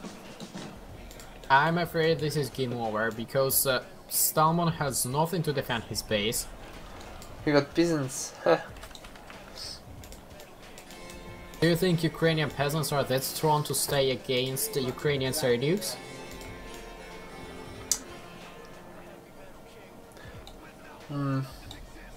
Not really, but it's good meat though. Yeah, Stallman is Now Stallman is of trying to course. gather all of his possible units together to try to buy some time, but if Balin is attacking right now, it will be hard. And maybe, I'm not sure, maybe Stallman has to get some dragoons, otherwise it might be it.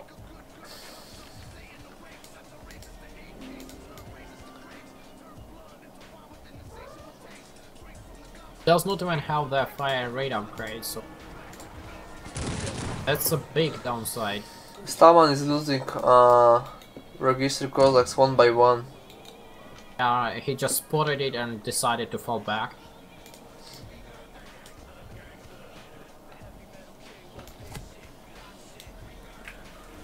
I have no idea why Stallman decided to attack when he had no significant upgrades. It was just like, let's try. Maybe I can win. Oh, why did he attack at all?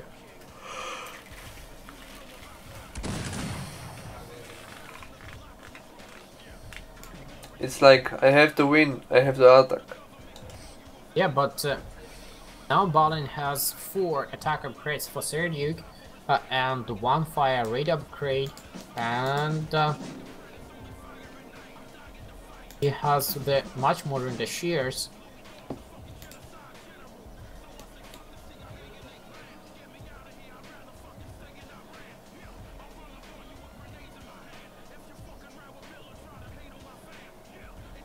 Okay, so Stallman is finally upgrading his Serdukes. No fire rate upgrade so far. He needs stone and gold to be able to get this fire. He has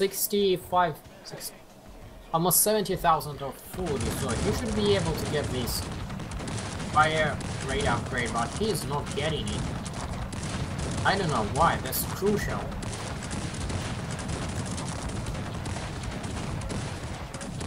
He's trying to make a sneaky maneuver with his siege Cossacks to attack enemy Serdukes, but enemy Serdukes are well guarded by the registered Cossacks, so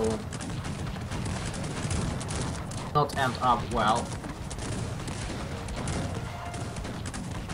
Still, it's not yet over.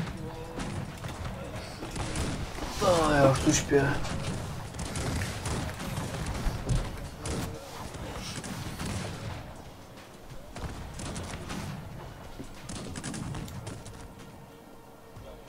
I'm be right back. I need to have to go to the toilet.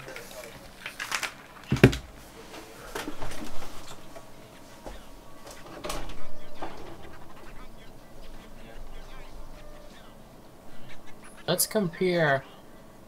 So, Balin has 5th level of attack for Serdukes. 1 fire rate upgrade. How about Stallman? He's just 4th. No fire rate upgrades.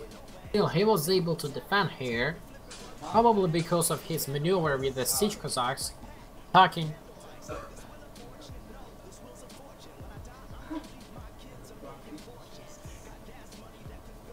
Attacking the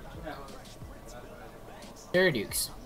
Now we have here a formation of Serdukes. This formation brings +2 to attack and +2 to defend, which is Very nice bonus. Also, those random shares can also be gathered into formations. So here in total is 184 random shares. This could be gathered into formations, and that would be also some extra bonuses for defense and attack.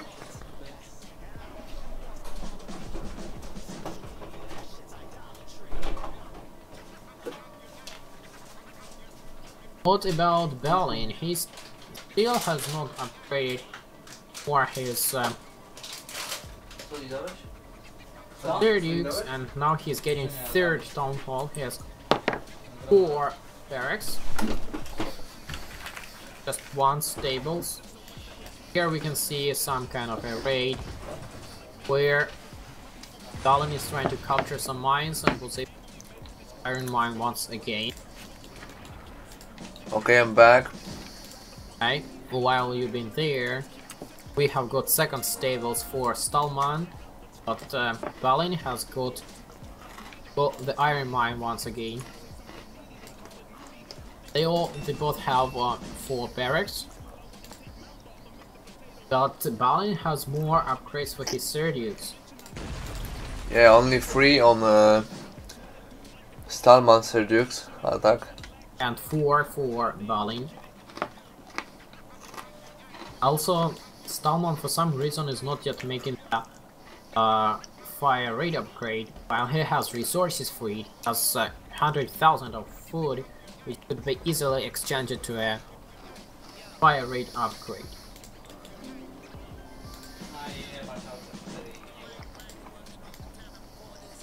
Now we are getting 2 stables from Baton as well, and 5th Cossacks house, and 3rd town hall. How about Stallman? Is he getting another town hall? Only 2 town halls, 4 barracks, as you said, 2 stables. Baton probably decided to play a little bit through the economy, but what Stallman is doing? Why he is not doing anything? He has almost 200,000 of food, and he's not building anything. What if he's gathering food to change on gold to make dragoons? I don't know. Maybe Yeah, that's his plan. That's the plan. He changed it. He changed it to 100 food. For what? He went for fire rate. Yes, he went for the Finally. fire rate. And he has got another Serduk's upgrade. He got 30k of gold. What about this?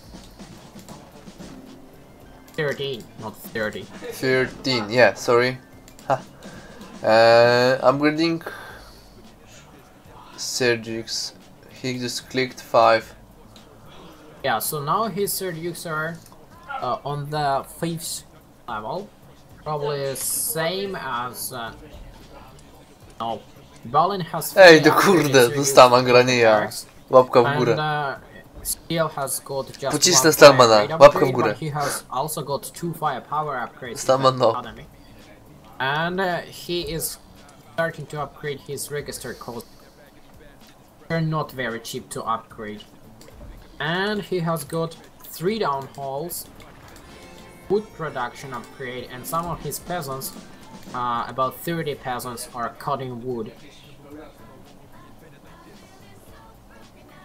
And he also has some peasants which are harvesting stone, collecting stone, and he also has got the stone collection upgrade. Maty już nie pij.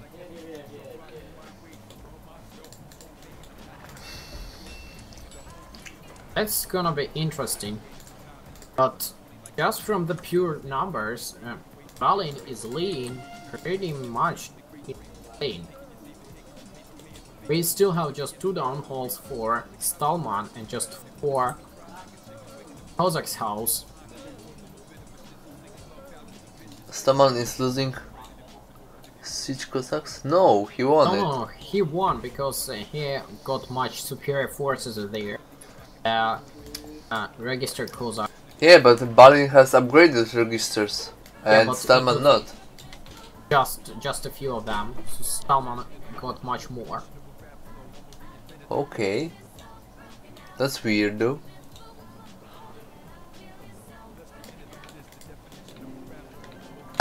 Stallman is going for upgrades on firepower in Academy. But he forgot about the last, or maybe not the last firepower upgrade in the barracks force.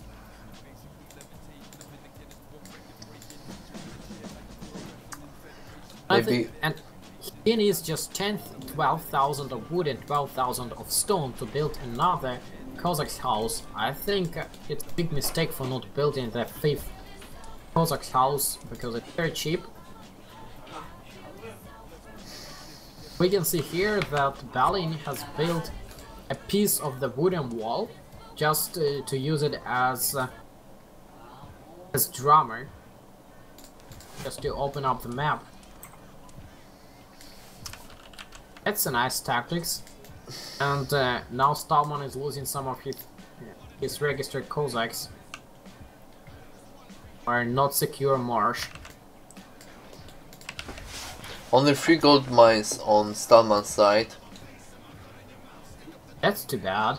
Yeah, he's missing so much gold. And he can't see these registered Cossacks above his city. That's there. I mean, I think he might actually lose entire base to this attack. Army is far away from his. Now he is trying to rush back with his registered Cossacks to defend, but his registered Cossacks are not upgraded at all. So this might be one silly mistake which ended up entire game.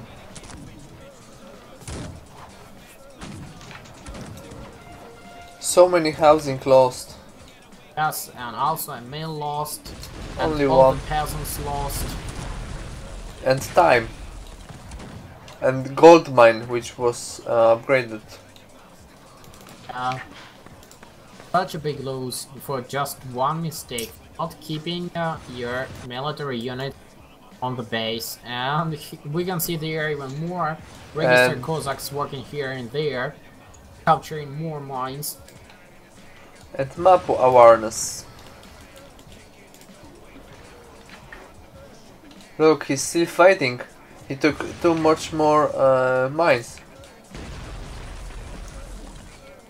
And Yep. stone hall. Probably Stallman just thought it's over, but there are a couple more registered Cossacks left. Only 2 Cossacks. That was good It's attack. So unfortunate. There is still 3 more, which Stallman can see so far. If Balin will spot it? Nope, he's not. I think That would be easy for Balin to take it. probably so, unfortunately. I was hoping for another game, but looks like it's not gonna happen. No ammo for Stallman.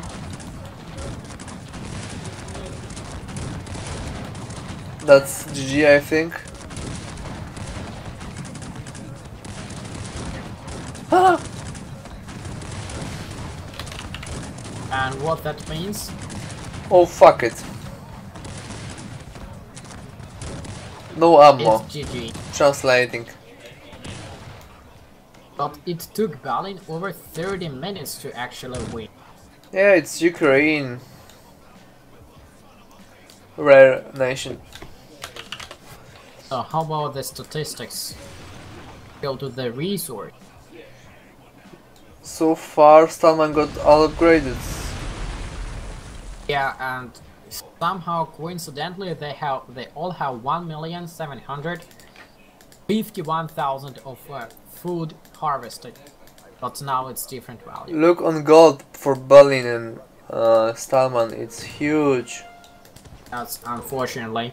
But Balin has got 87,000 of gold, while Stallman has got only 50,000 of gold. That's a big difference. Also, Balin has got twice as much Fuck it. iron and coal. Probably here it's got all the mines. Fuck it, Balin fuck it, was fuck it. also cutting some wood and collecting some stone. So, once again, better economy, better. Saving another replay, and that's probably it for today.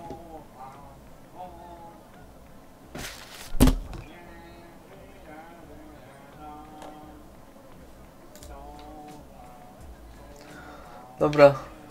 Kończę streama. Fuck it. So, thank you all for watching,